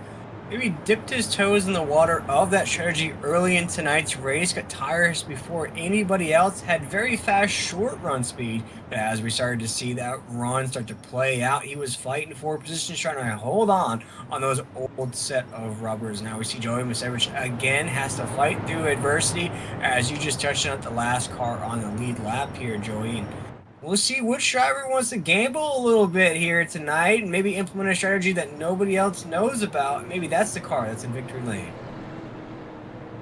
Well, we saw Jeff Maconi in the 03 really be able to hang tough on the outside of the racetrack when he was battling with Josh Caudle. Now, this restart is going to be interesting because I've seen the Maconi cars lag back on the restarts while Josh Cottle gets after it immediately. Sometimes it causes a stack up when you lag back, but here we are. Pace car is going to be coming off. Look for the 13 to go. And sure enough, a pretty early restart once again, and nice and clean behind him. The 13 scoots away, already clear going down into turn 1. Side by side between William Hale and Carson Lucas for the 4th place position. Our race leader will take us into 3 and 4. You see that excellent shot of the battles ensuing behind our race leader. William Hale is going to get pushed up to the top side by Evans right there. Hale's going to try to hold on. This is a battle for 4th to stay inside the top 5. Really been watching for this 62 to get back up towards the front here, and looks like he's finally going to clear that 88 of Carson Lucas. Was leaving nice racing room down there, and now that he's cleared him, he's got Brian Zimmerman in front of him, and then he'll be back up to the fight for the lead. But I tell you what, Brian Zimmerman in that 28 has had a heck of a race. He's been consistently up front in the top 3. Slow and steady wins the race. We saw it with the tortoise and the hare here tonight. The 28 machine of Zimmerman has watched everything else ensue in front of him here tonight. Solidified himself inside the top 3 here on lap 189 as we dig down to corner number 1. Things are relatively calm up front here for this restart. Really, the whole field is kind of single file right now. Joey Masevich actually had a pretty good jump on the restart, just found himself in the wall off of turn 4 though, and once again, I'm not sure if that's netcode or if he actually got up and bumped into it. It's always tough to tell with this short track racing and these virtual connections here, but the 64 is going to take down a look down the inside of the 16 of Jordan Corrin. And one thing to note, Will, with that spin that the 64 had, he took the opportunity to come down into pit road and put some fresh tires on his car. Yeah, and as we touched on a few times here tonight, Joey, the difference that the fresh tires make on these race cars. Oh, Masevich just got into the back of the 88, turns him around. Now we've got a yellow flag on the racetrack, and I tell you what, Will, this yellow flag came out even before the car was spun around. It was like they were watching the 64 specifically out there, and another yellow flag on the racetrack. You see right here on Maconi Entertainment, watch that 64 to the inside. Man, that was so close there, Joey. If we could take another look at that, that was so close from being clean. Watch how close that was in the 64 to the 88 of Evans. So close there on the corner. Just the briefest of touches on that left back fender since the 88 sideways. Yeah, since the 88 sideways, and you see him just spun around to the inside. Nowhere to go there. Full course yellow on the racetrack. And going to be coming up to lap 200 or so to go when we go back green here for this one. And I think looking at here, the 64 is going to take this opportunity to come down pit road once again. Will, I think he realizes that he can be more aggressive on fresh tires. And with only about, let's see here, 12 cars is what I'm seeing on the lead lap. That's not too much of a penalty from where he was running. No, and I think that's the right strategy to implement here. We're looking at just over 200 laps, as you touched on there, Joey. But we've seen what Joey Masevich can do in that 64 machine. You can put him at the back of the pack. He just went there not too long ago. Was down to about the 11th or 12th position. Was battling his way back up there. An incidental contact with Evans in that 88 machine. Now going to put him back further just a little bit more. But very strong run out of the 64 here tonight. Just showing that fight here that we love to see. Back green flag racing. Caudle with another really nice restart, and Masevich further back in the pack in the 64 takes it 3 wide off of the exit of turn number 2 and was able to clear both of those cars that he was racing with, and now finds himself on the outside of the 88 that he was just battling with not too many laps ago. And Brian Zimmerman holding off William Hale here in the 62. This is a battle for 3rd place.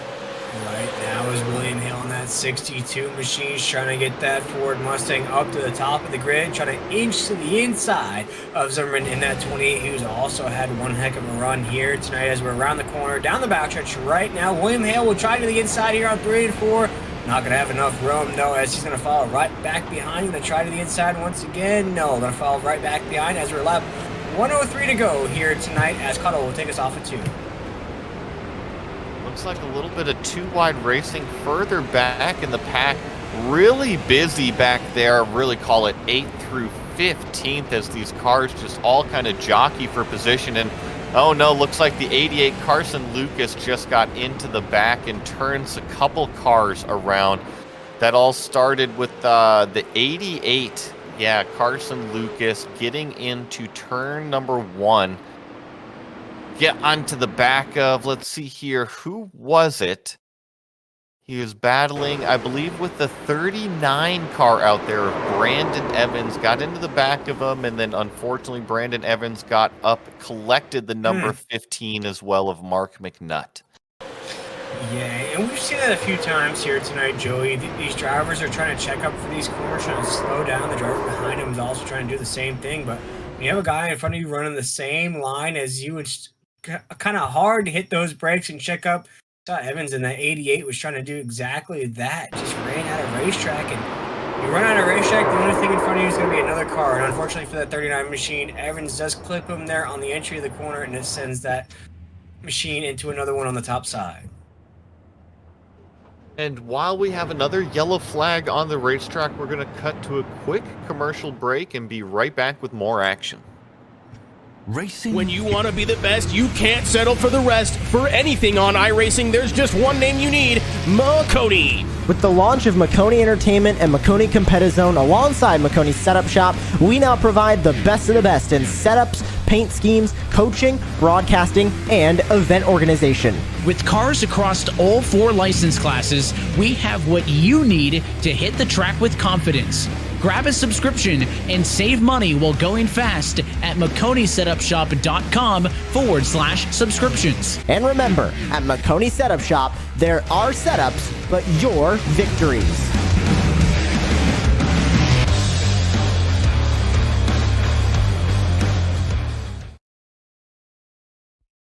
Racing isn't easy, but experiencing it is. iRacing puts you in the driver's seat with the industry's leading sim racing game. Drive on laser scan replicas of the greatest racing circuits from around the world. Go head to head against other drivers chosen by skill-based matchmaking to ensure competitive racing at every level. Compete across all your favorite series. In officially licensed cars, engineered to deliver the most accurate driving experience possible.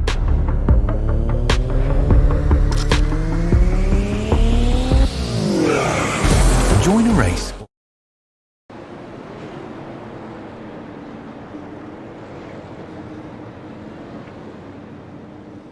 Well, we are back here on Maconi Entertainment, working lap 96, or I should say 96 laps to go. We're going to be getting a green flag restart here. Josh Cottle back out front, leading the way over Jeff Maconi right now. And Josh Cottle with a great restart gets the jump on Jeff Maconi, and looks like Brian Zimmerman getting sideways down low, but saves it off of the 62 of William Hale. So we're just still battling it out here as we're under green once again here at 5 flags. Cottle's still our race leader in that 13. Yeah, and looks like side by side here for 5th place position as things are starting to shake themselves up a little bit. That's the 64 of Joey Masevich down low, already working his way up into the 6th place position. I'm sorry, up into the 5th place position, passing the 68 as we have one car slow down low on the racetrack, but gets out of the way. Oh, the 64 just gave a big shove to Brian Zimmerman. Got Zimmerman way out of shape coming out of 4 and takes away that position.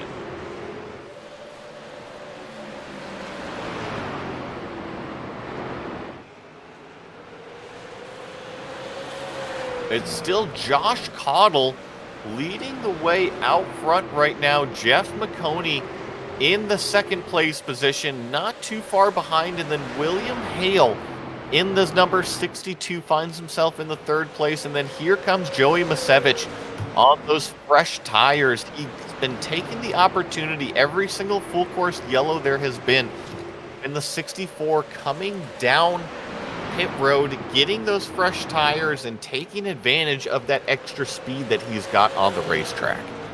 As we work out these technical difficulties here on Maconi Entertainment, no change at the top of the grid so far. Josh Cottle still leading the way in that 13 machine. Jeff Maconi in that 03 should have put some pressure on him. We got less than 100 laps to go now, Joey. This race has essentially flown by here tonight on Maconi Entertainment.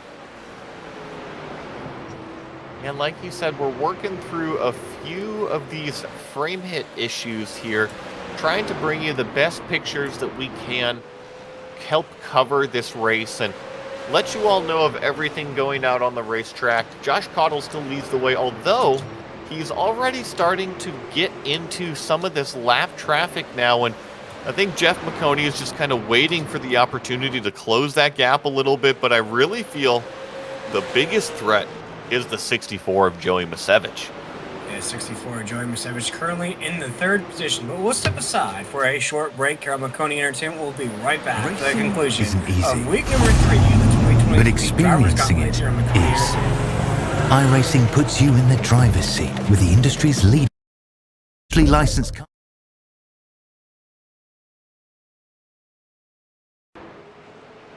Looks like we have solved some of these issues over here on our side of things and trying to get back up and running with the smooth broadcast, and Josh Cottle continues to lead the way over Jeff Maconi. Joey Masevich, though, really starting to apply the pressure to his teammate, trying to get around for that second place position. Josh Cottle still riding in the lead position here as we count it down. 82 laps to go here. Jeff Maconi right there in the second position. He's got Joey Masevich there in the 64. We have a clear top 3 pack now on the racetrack as we come off of 4, making 81 laps to go down to corner number 1. Here comes the 64. He is going to take that position away. We've seen the 03 really hang it tough on the outside, but honestly just kind of gives the position up, and he's going to try and over-under on the 64. I think Joey Masevich just drove the car in there too deep, and now we're getting a little bit of racing back and forth for what is the second place position on track. But I think, yeah, you see Jeff Maconi there just ultimately yield to Masevich and tuck back in line. Yeah, Josh Cottle at 13 loves to see it in his rear view with 79 laps to go. They are battling for the first loser on the racetrack. That is second position. As Ricky Bobby once said, if you're not first, you're last. But one of these drivers right inside the top 3 want to make that change here tonight. As Joey Masevich in the 64, as you mentioned, a little Olay from the 03 of Jeff Maconi, let the 64 by. With 78 laps to go, chasing down Josh Cottle, our race leader. Looking at the timing and scoring here, I'm actually pretty impressed because the 13 is still currently the fastest race car on the track, and I would think that Joey Masevich with 40 lap fresher tires would certainly be faster on the racetrack, but last lap time, Josh Cottle 16.6, Joey Masevich 16.7. So not only is Cottle the fastest on the racetrack, but he's the fastest with 40 lap older tires. He has got that 13 hooked up. Yeah, that thing is on a fast track to victory lane here tonight. And as you mentioned, Joey has been very strong already here in the driver's gauntlet. I believe you mentioned on it, won last week at Martinsville in the late models? Josh Cottle won in the late models, yes. So we're trying to go back-to-back here in the driver's gauntlet. We touched on the money that's paid out for race winners here in this series.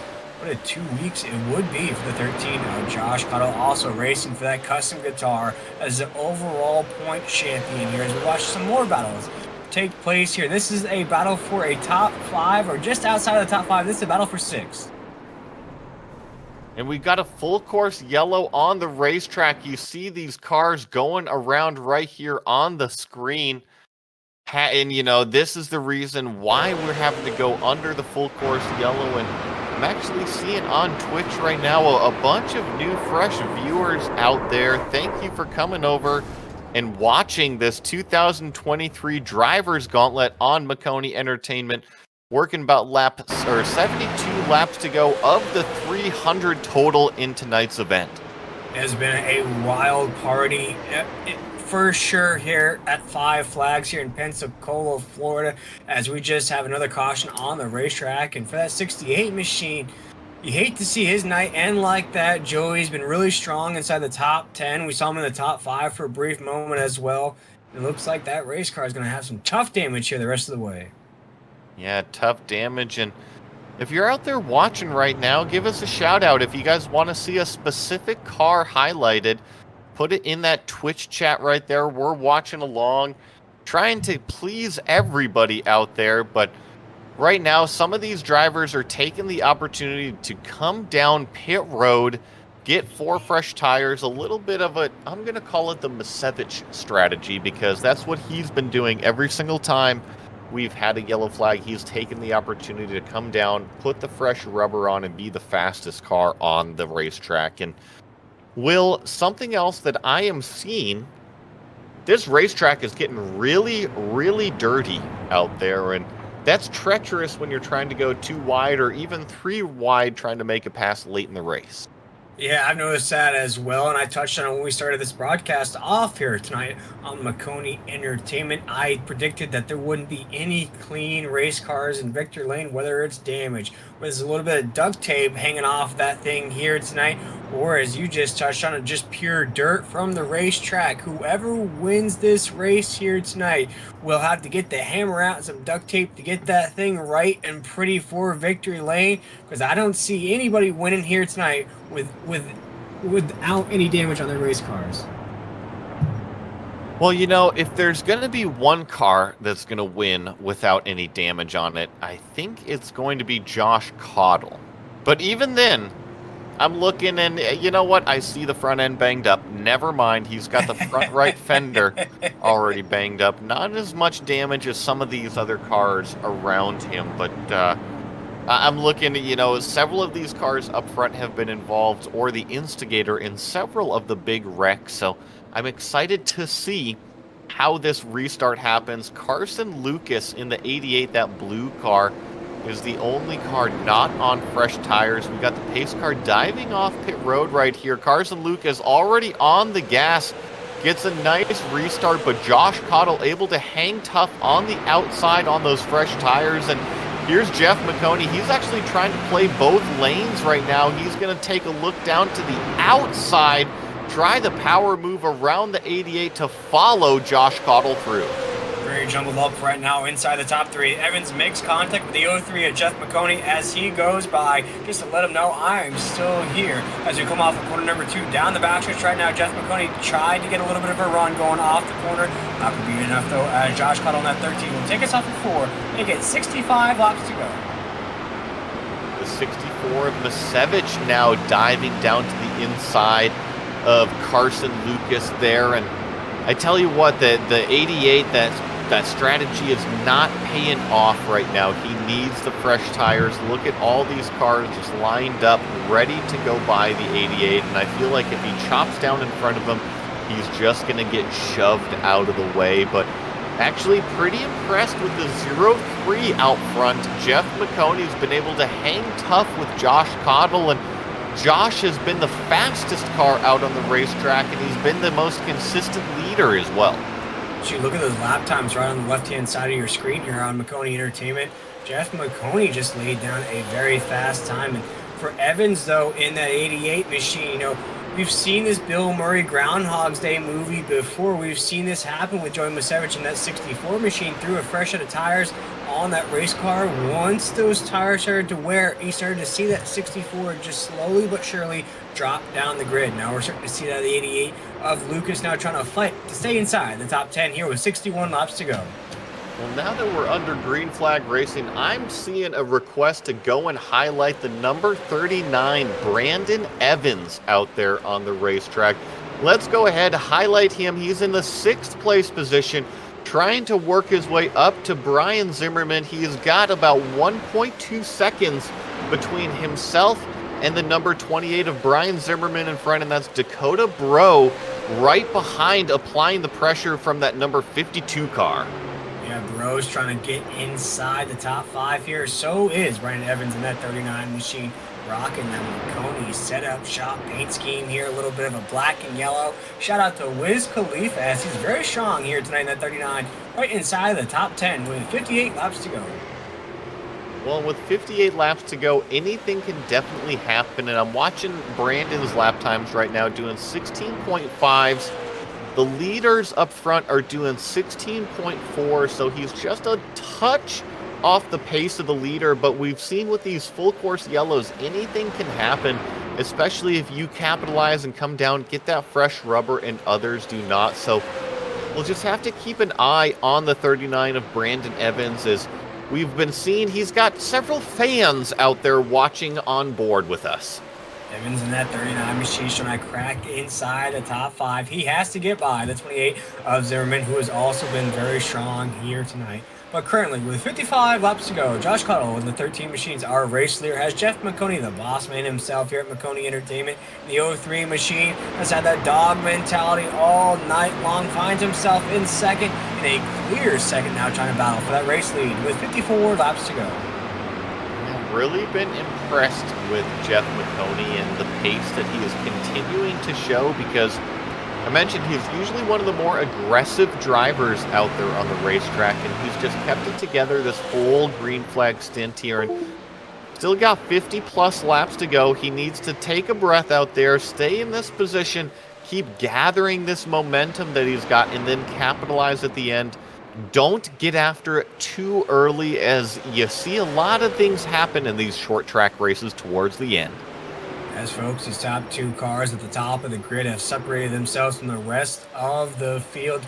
We have a clear 100th tenth of a second between Hale in that 62 and Jeff Maconi in that 03. Although that's not a lot of time in real time, that's a lot of time on the racetrack. These top 2 drivers here now put on a show with 52 laps to go. See if anybody else can put their hat into the mix here as we cruise down at the conclusion of this race around corners number 3 and 4.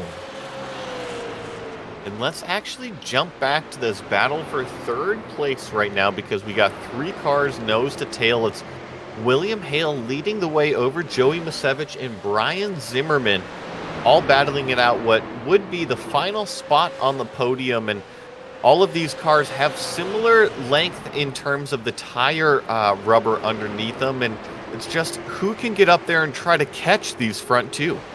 And for all 3 of these drivers here tonight, my hat goes off of these 3 drivers. They have been in contention. They have gone through adversity. They've had challenges here tonight.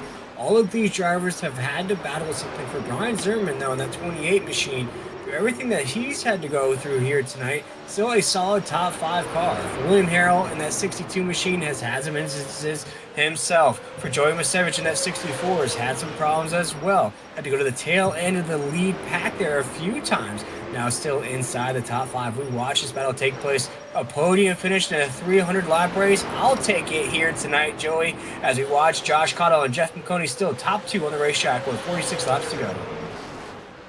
Well, and I'm looking here on the racetrack, and from what I see, looks like the top 11 cars are still on the lead lap, which is very, very impressive. We started with 21, down to 11 cars on the lead lap now. And for short track racing and 300 laps, usually we see an even higher attrition rate with cars. And I know that we've got a handful of cars that are no longer running, but really impressive to the cars that are still running. They're all competitive. They're all competitive indeed, but I think what it boils down to here, Joey, with 44 laps to go as we dig down to 3 and 4, you can be competitive, you can hold speed, you can hold positions, but do you have enough left inside your super late model to get to the top of this grid here tonight? And as these laps tick down, Joey, I think the window for some of these drivers are beginning to close. I've still got my eye on this William Hale and Joey Masevich battle for the third place.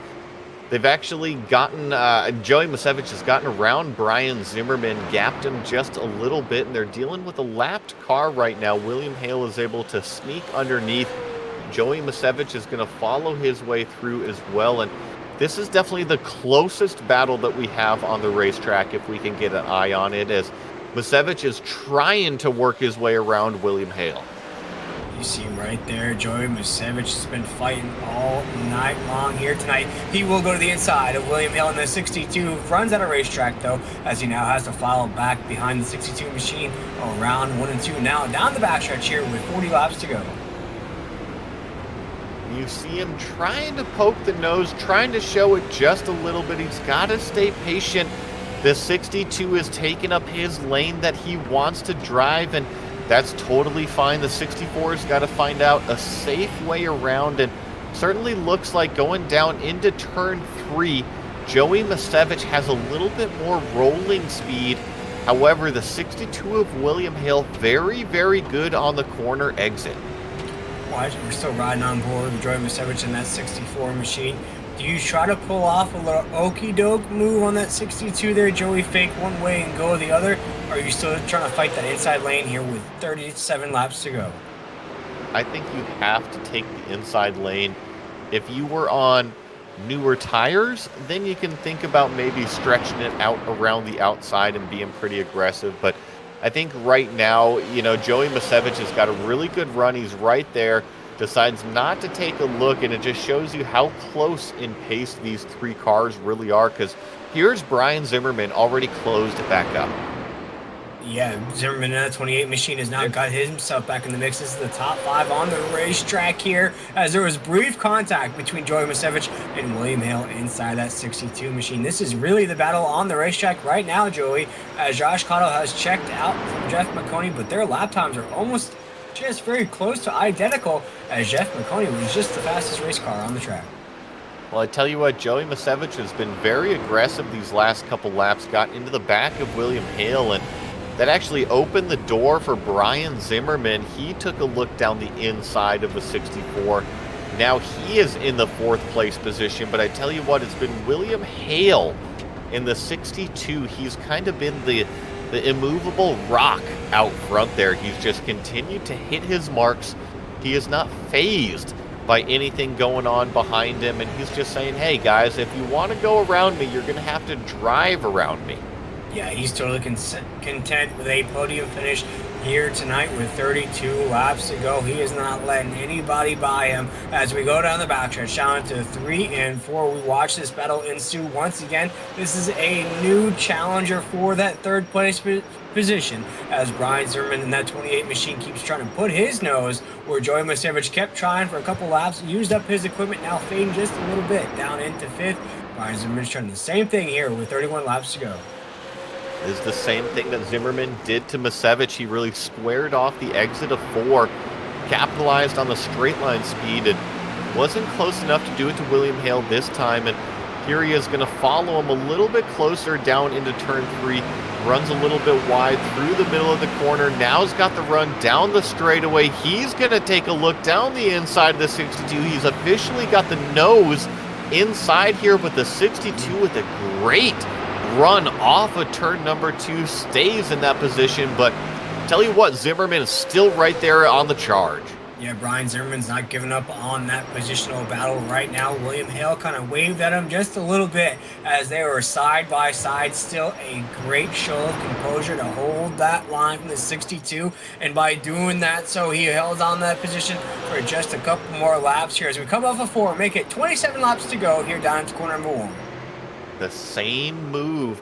Brian Zimmerman is really able to capitalize off of the wide entry into 3 and squaring it off into 4, and scoots a little bit wide up into the side of 62 right there in turn 3 and 4. No harm, no foul. These cars are just battling really tough, and here you see the 28 start to move William Hale up the racetrack a little bit, try to get him into that dirty groove.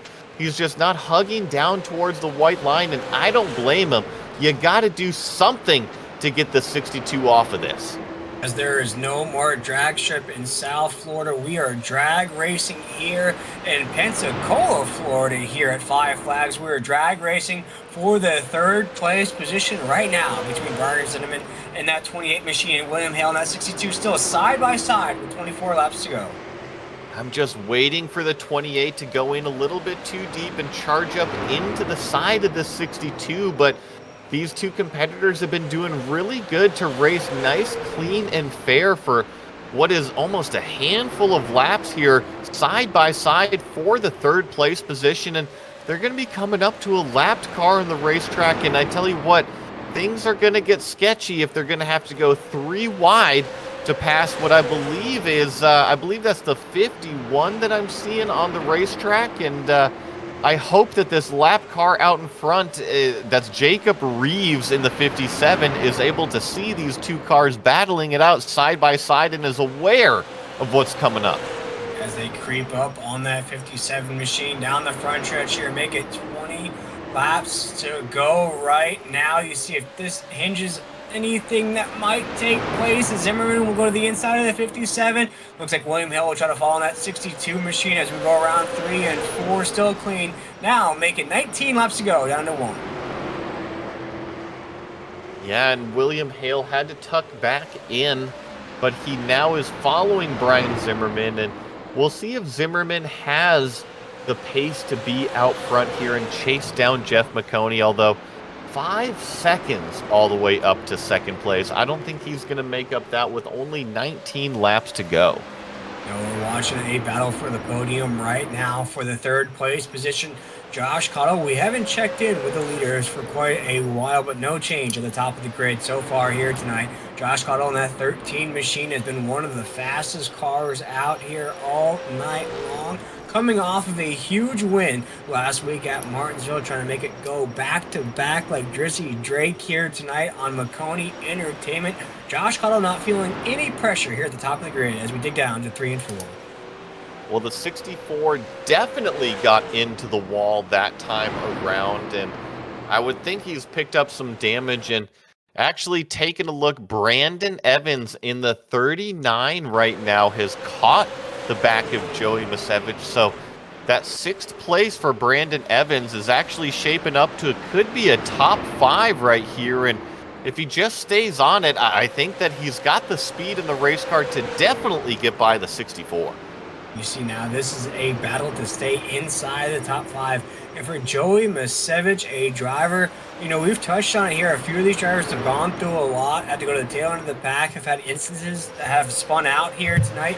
For Joey Masevich in that 64, Joey, if you could walk out of here with a top 5 in a 300-lap race through everything that he's had to go through, I think that's a win in my book. But right now, he's got some pressure out of that 39 machine of Evans, who wants to snag that top 5 away from Joey Masevich. Yeah, he's trying to get up in the top 5. He's had a long climb to get to this position here, and I think he sees the 64 struggling just a little bit. You know, the 64 is not on his marks every lap. I've seen him rub the wall quite a few times off of 2 and off of 4, and I think it's only a matter of time until the 39 of Brandon Evans capitalizes on another mistake out of the 64, or if he's just close enough to make a move, make a lunge, going down into one of these brake zones. Yeah, he keeps trying to find that window, but we've watched all night long here on Maconi Entertainment. It is very difficult to make passes here at Five Flags. The positional changes that we've seen has been laps and laps in the works until finally somebody gets right there and they find that window and they pounce at that opportunity. No change though at the top of the grid so far here with 10 laps to go. Josh Cottle, still our race leader in the 13 machine. Want to jump back to a car that we haven't actually said much at all.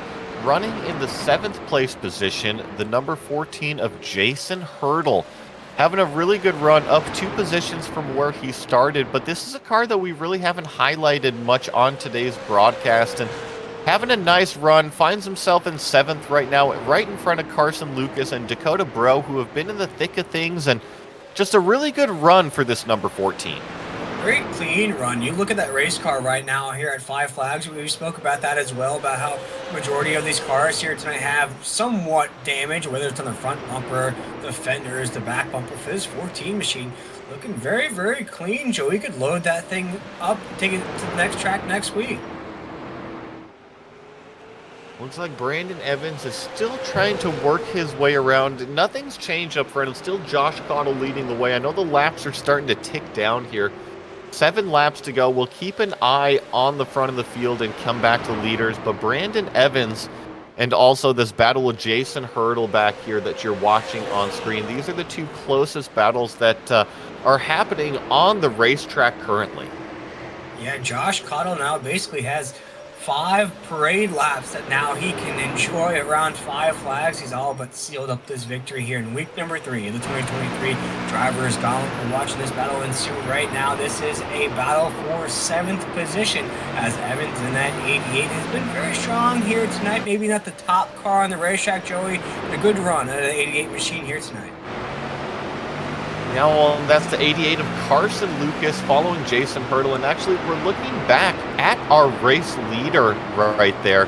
That's Josh Cottle coming up. And, looks like Carson Lucas is going to get underneath the inside of the 14 here. And here comes Josh Cottle on the back of this battle. And Josh has to be very patient because these 2 are fighting it out for position. And he's getting 2 laps to go this time by here, so he's just got to be patient, not get in the mix here. He's got to realize that he's got 1.5 seconds now over Jeff Maconi for the lead, and he takes the white flag from Barney the Flag Man. He's just got to stay patient here behind the 14 of Jason Hurdle through 2 more turns, diving down into turn 3. No problems here, comes off of turn number 4, sees the checkered flag in sight. It's going to be back-to-back wins for Josh Cottle. What a huge performance it was out of that 13 machine here tonight, Joey. I'd say for the last 50 laps or so, we have watched that 13 just consistently hit line after line after line en route to leading 219 laps here tonight, Joey. What a performance out of Cottle in that 13 machine. Great run out of the 13. We're getting some celebratory donuts rightfully earned down here in Florida on this warm, humid summer night. And congratulations to the 13. And as he continues to burn it down, you see the 03 and the 28, the final podium finishers waiting for their place in turn. And we're going to take a quick commercial break and be right back with the finishing results and some post-race interviews. Racing isn't easy. When you want to be the best, you can't settle for the rest. For anything on iRacing, there's just one name you need, Maconi. With the launch of Maconi Entertainment and Maconi Competizone alongside Maconi Setup Shop, we now provide the best of the best in setups, paint schemes, coaching, broadcasting, and event organization. With cars across all 4 license classes, we have what you need to hit the track with confidence. Grab a subscription and save money while going fast at MaconiSetupShop.com/subscriptions. And remember, at Maconi Setup Shop, there are setups, but your victories.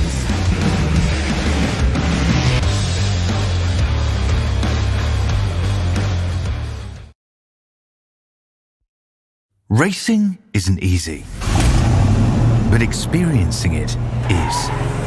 iRacing puts you in the driver's seat with the industry's leading sim racing game. Drive on laser scan replicas of the greatest racing circuits from around the world. Go head-to-head against other drivers chosen by skill-based matchmaking to ensure competitive racing at every level. Compete across all your favorite series.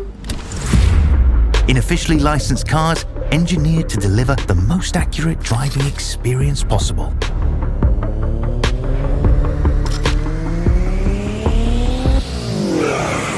Join a race or host your own with players from across the globe. Race against the computer or in a league with friends. Feel the thrill behind the wheel. Visit iRacing.com.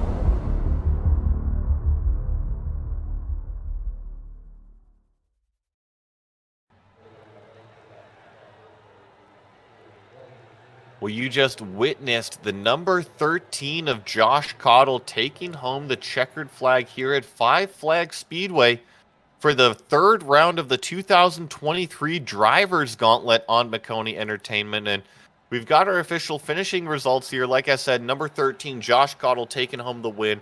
The 0-3 of Jeff Maconi coming here in second place. Brian Zimmerman third, rounding out the podium. William Hale fourth place. Joey Masevich, up and down day, but comes home with a top 5. Brandon Evans there. I know there were several fans watching along here streaming that Brandon Evans, good job out there to the number 39, coming home in the 6th place position.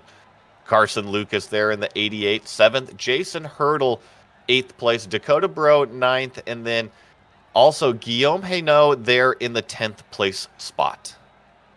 You look past the 10th place position right now. This is the full results of race number 3 of the 2023 Drivers Gauntlet. Jacob Rees will finish 11th. Kyle Wisner will finish 12th. Mark McNutt will finish 13th. Blanca Gonzalez will finish 14th here tonight. Jordan Corn, who's had a pretty good run here today, will finish 15th. Dakota Hendrickson will finish 16th. Michael Klein will finish 17th. Tanner Marr will finish 18th. Perry Vance, 19th. And Blair Patterson in the 20th position. Yeah, most of those cars there, several laps down from 16th on back. But looks like we do have our race winner, Josh Cottle.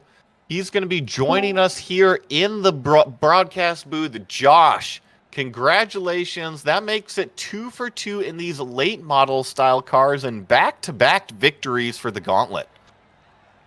Yeah, man. That one was a tough one. Coming in here, realizing it's 300 laps, I just tried to hang on and save my tires, and I definitely feel like I did that the best out of the field. I really wasn't tight that entire race, surprisingly, and I feel like that helped me the most. I saw a lot of people just exiting too wide and kind of like burning their right front up, and I don't know, I felt really good that race. Well, we definitely saw that you were consistently one of the fastest cars. Didn't matter if you were out front or charging your way through traffic. Was there any point in today's race that made you sweat or made you second-guess strategy at all, or was it pretty easy sailing? At the beginning, yes. Then that restart wreck happened. I got that 4X, and I didn't know if my right front was damaged, because like this car, if you're just a little bit right front damaged at these like intermediate, or not intermediate, but pretty decent sized short tracks, you're gonna be super killed on the straightaways. So I kind of second guessed strategy there, but I decided to stick with it. If there was a decent long flag run or long green flag run, pit for tires, and I'm glad I did, because it definitely worked out in the end. Well, and I mentioned you won the late model race at Martinsville, right? And then now you won the super late model race here at Five Flags Speedway. Looks like we're going into the ARCA Series cars next at Bristol Asphalt for 200 laps. We going to see you on top of the podium again? Possibly. I love me some short track racing. As you can tell, it's definitely my favorite type. ARCA cars at Bristol, that's going to be a challenge, especially, saving tires for 200 laps straight, but I'm excited. I'm glad it's kind of a shorter race than this one, because tonight I ran my first ever race on a direct drive, and I feel like my right forearm's about to die. Well, hey, to give you a little bit of extra motivation, first of all, go get some pre-workout. That way it's considered a workout when you do these 300-lap races. And then it's going to be $100 to the winner at Bristol, which is double what you won tonight. So is that enough enticement to get you there? Absolutely, man. I'm very excited to be running this series full time. I've really been enjoying it. I mean, you don't get to race these long green flag runs that often anymore in the short track stuff. So for Maconi to put this on and have these long green flag runs, they did a very good job with it. Well, like I said, go get some pre-workout, get jacked up for the next race. And before we let you go, is there anybody that you want to say hi to? Yeah, I want to thank y'all for doing the broadcast. I've been enjoying watching these back each week. This has been a very fun series to run. Thank you to Maconi for putting it on, obviously. This is a very interesting style. The first time I've ever done something like this, and I've been enjoying it. Thank you to Rocket iRace Wraps, obviously, for the beautiful wrap tonight. Glad we could put P1 for him, and thank you to the shop and everybody on there that helps me get better each week. Couldn't do it without them. Yeah, that's it. Well, that was your race winner, Josh Cottle, making it 2 for 2 in the late model style cars, taking home that victory here at Five Flags Speedway. And now we've got Will standing by with the Bank of Maconi second place finisher. Yes, sir. We're standing by with one of the dogs here tonight of Jeff Maconi and that 03 machine. Jeff, we saw you scrapping your way around Five Flags here tonight. Take us through your race. Well, I mean, first and foremost, I guess, Joey, you're going to have to start giving me a little less crap every week because I actually can drive, it seems. Once I'm not stepping on my own feet and screwing myself up, I'm not half bad. I was racing up there with Cottle. I mean, I started 10th. So I did not get to turn any laps in practice before the race, unfortunately. And so I went in there completely blind. I qualified, I think, 10th or 11th I started. And, I mean, just from the get-go, sort of wanted to work my way up. I was at one point out there on older tires and just held on as best I could. Came in. My strategy was I felt the car getting tight, and I knew it was only going to get tighter and tighter with those marbles. So the whole race, I only took right-side tires. And the car never went away, and I think that was a big help. Josh finally picked up on it on the last stop, so he was out there on 150-lap-old left-side tires. I was out there on 300-lap-old left sides. It was just incredible, though. I mean, I've had a lot of success at Five Flags in the modifieds, especially. I've had a lot of success in the modifieds, but never really in the super late models. Kind of sort of in the late models, but never the supers. So to go out and finish second to Josh, who's just an insanely talented driver in any car, but his specialty is the super late models, to finish a second and a half behind him, not even, I'm incredibly happy with. I had 7 seconds over third and fourth, so I know I didn't win, but I could not be happier with how that finished. And I mean, it's just so cool to be able to do this for a living, racing and everything else online. I have to, as always, thank Maconi Setup Shop, Maconi Entertainment. You guys did an awesome job here in the booth. Maconi Competitive Zone for organizing this, and my team over there just did an awesome job. Abruzzi Racewear.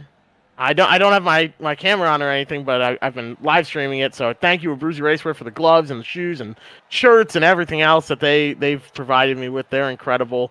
Be sure to check it out there and check out some of the Maconi merch available from Abruzzi. We've got the Sim Racer movie, which is out now. You can go and watch it on Amazon Prime. It's a lot of fun. It's like an hour long-ish. Give it a watch. It's great. I got to play a part in it alongside M. Pasoko, so I was really happy and excited about that. Victory Sim, have to, as always, thank them. Ron the Snack Guy is always a huge help. I'm pretty sure I've hit everyone. If I didn't, then I apologize, but yeah, I think that covers it. But without this awesome Victory Sim rig and the whole team at Maconi, all the Maconi companies, then I wouldn't be able to do this. So very, very, very happy with second place tonight. I think that'll probably bump me up to third in points, which I'm ecstatic. Yeah, Jeff, it sounds like you got an army behind you, and I feel like there's a lot of other drivers here tonight that may have finished inside the top 5 or top 10 that probably have the same sentiment as you, very happy where they finished here tonight.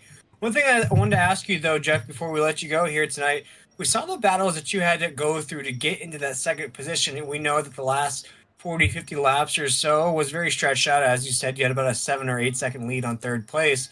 Those battles that you had to go through during the race, how were you able to keep your composure and keep your cool, and in some instances make contact with other drivers, but keep that line up to second?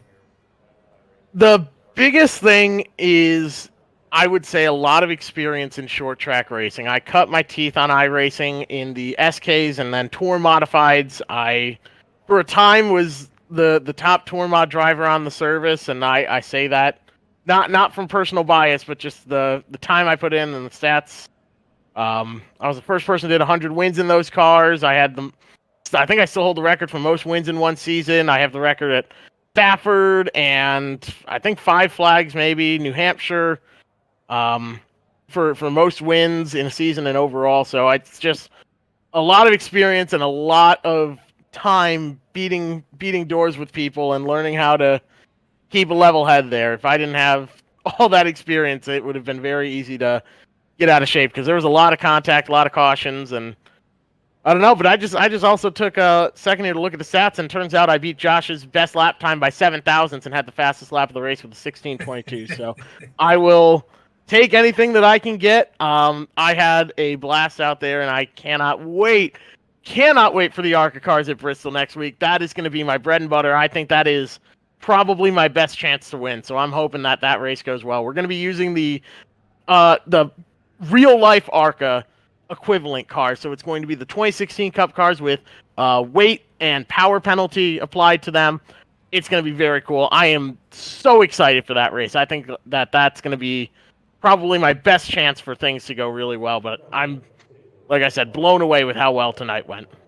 Yeah, Jeff, I was just about to ask you that. As you've already thanked all those wonderful sponsors, all of the team that makes all this possible for you, and then heading to those ARCA cars next week, Jeff, I can hear the excitement and hear the enthusiasm for next week's race here tonight. But Jeff, you finished second in tonight's Drivers Gauntlet, week number 3 race here at Five Flags. Great job on that second place finish. Look forward to see what you have in store for the folks at home in those ARCA cars next week. Thank you, guys. Great job in the booth. I appreciate you. Yes, sir. And that was Jeff Maconi there, Joey, our second place finisher of the night. But I believe you're catching up with our last podium finisher of the night. Yeah, Brian Zimmerman is now going to be joining us. Brian, congratulations on what is the final spot on the podium. 3rd place here tonight at Five Flags. Thank you, bud. I appreciate it. Good night of racing here. A lot of fast cars in this field tonight. There was a lot of fast cars, and I noticed that you were consistently up front, but not always up front. You had to make your way up there a few times. And how was the night overall through your eyes? It was a good night. As far as if I would have done anything different in the race, that last pit stop, I went with 2, and everybody went with 2, but I must have been a little bit further up in my pit stall or not perfectly positioned because I lost a couple of spots coming out of the pits, and when I came out, I think we came out 7th on that last restart, and by the time I got up to 3rd, Jeff and Josh were gone. They had 6 seconds on us. So if I could have come out a little faster out of the pits, it'd have been nice to see if I had something for Jeff and Josh. They were both super fast. It would have been a fun race. It'd been tough to get around them, but I would have liked to have had a little bit better track position coming out of that last pit stop, so I could have had a shot to see what we had for them. Well, and we talked about it on the broadcast. Track position is so important here at the short track racing. And looking into the future, into Bristol next week, this is a very good points haul for you. I noticed you're hanging out kind of right in the mix of the top 10, top 5 in the points, and this podium is definitely going to help with that. How is your confidence going into these ARCA cars at Bristol? I like Bristol. I like Five Flags better. But as far as the ARCA car, decent in the ARCA car. So I think we can have a good showing next week. We should be second in points. We came in second. I don't know where Jeff's sitting, but we should be second or third in points going into the ARCA race next week. So that should be a good spot to be in. Josh, he's really been tough. He's going to have to come into some bad luck, it seems like, for us to get around him in the points. But looking forward to going to Bristol next week. The ARCA car will be fun there. Well, and I know that you had quite a few people watching online between you and also Brandon Evans out there. And before I let you go, is there anybody that you want to give a shout out to? Oh, definitely. Shout out to all those viewers out there that was keeping up with us. We appreciate the support. I've got my brother-in-law, Andrew, my sister, Samantha. I know they were watching with my nephew, Brody. I know there was some other people from Crooked Line Racing, the Five Kings guys that we're running with in this league. I'd like to give shout out to the Five Kings guys and all those guys over there at Crooked Line Racing. And also definitely want to give a shout out to the Maconi for giving us the opportunity to run this league. We appreciate all they're doing for the league, and especially you guys in the booth. We're going to looking forward to watching the broadcast afterwards. So thanks for all you do. Well, thank you, Brian, for coming out and putting on a great show. And we expect to see you up on top of the podium at Bristol here at round 4 of the 2023 Drivers Gauntlet. And that's really going to do it for tonight. We want to thank tonight's race sponsor, Maconi Setup Shop, as well as our broadcast partner, Maconi Competitive Zone. Calling the action tonight was myself, Joey Atterbury, alongside Will Tiller in the booth and Andrew Schultz producing. Don't forget, round 4 of the Driver's Gauntlet is 1 week from today, February 11th. We mentioned it. It's the ARCA cars at Bristol Motor Speedway. That'll be a very exciting one to watch. As always, we would like to thank all of our viewers for tuning in to tonight's racing action, and a special shout out, of course, goes to the entire staff for their work in bringing this racing action to you. Be sure to stay tuned to all of our social media pages, and we hope to see you at our next event. This has been a production of Maconi Entertainment, and we wish you all a good night.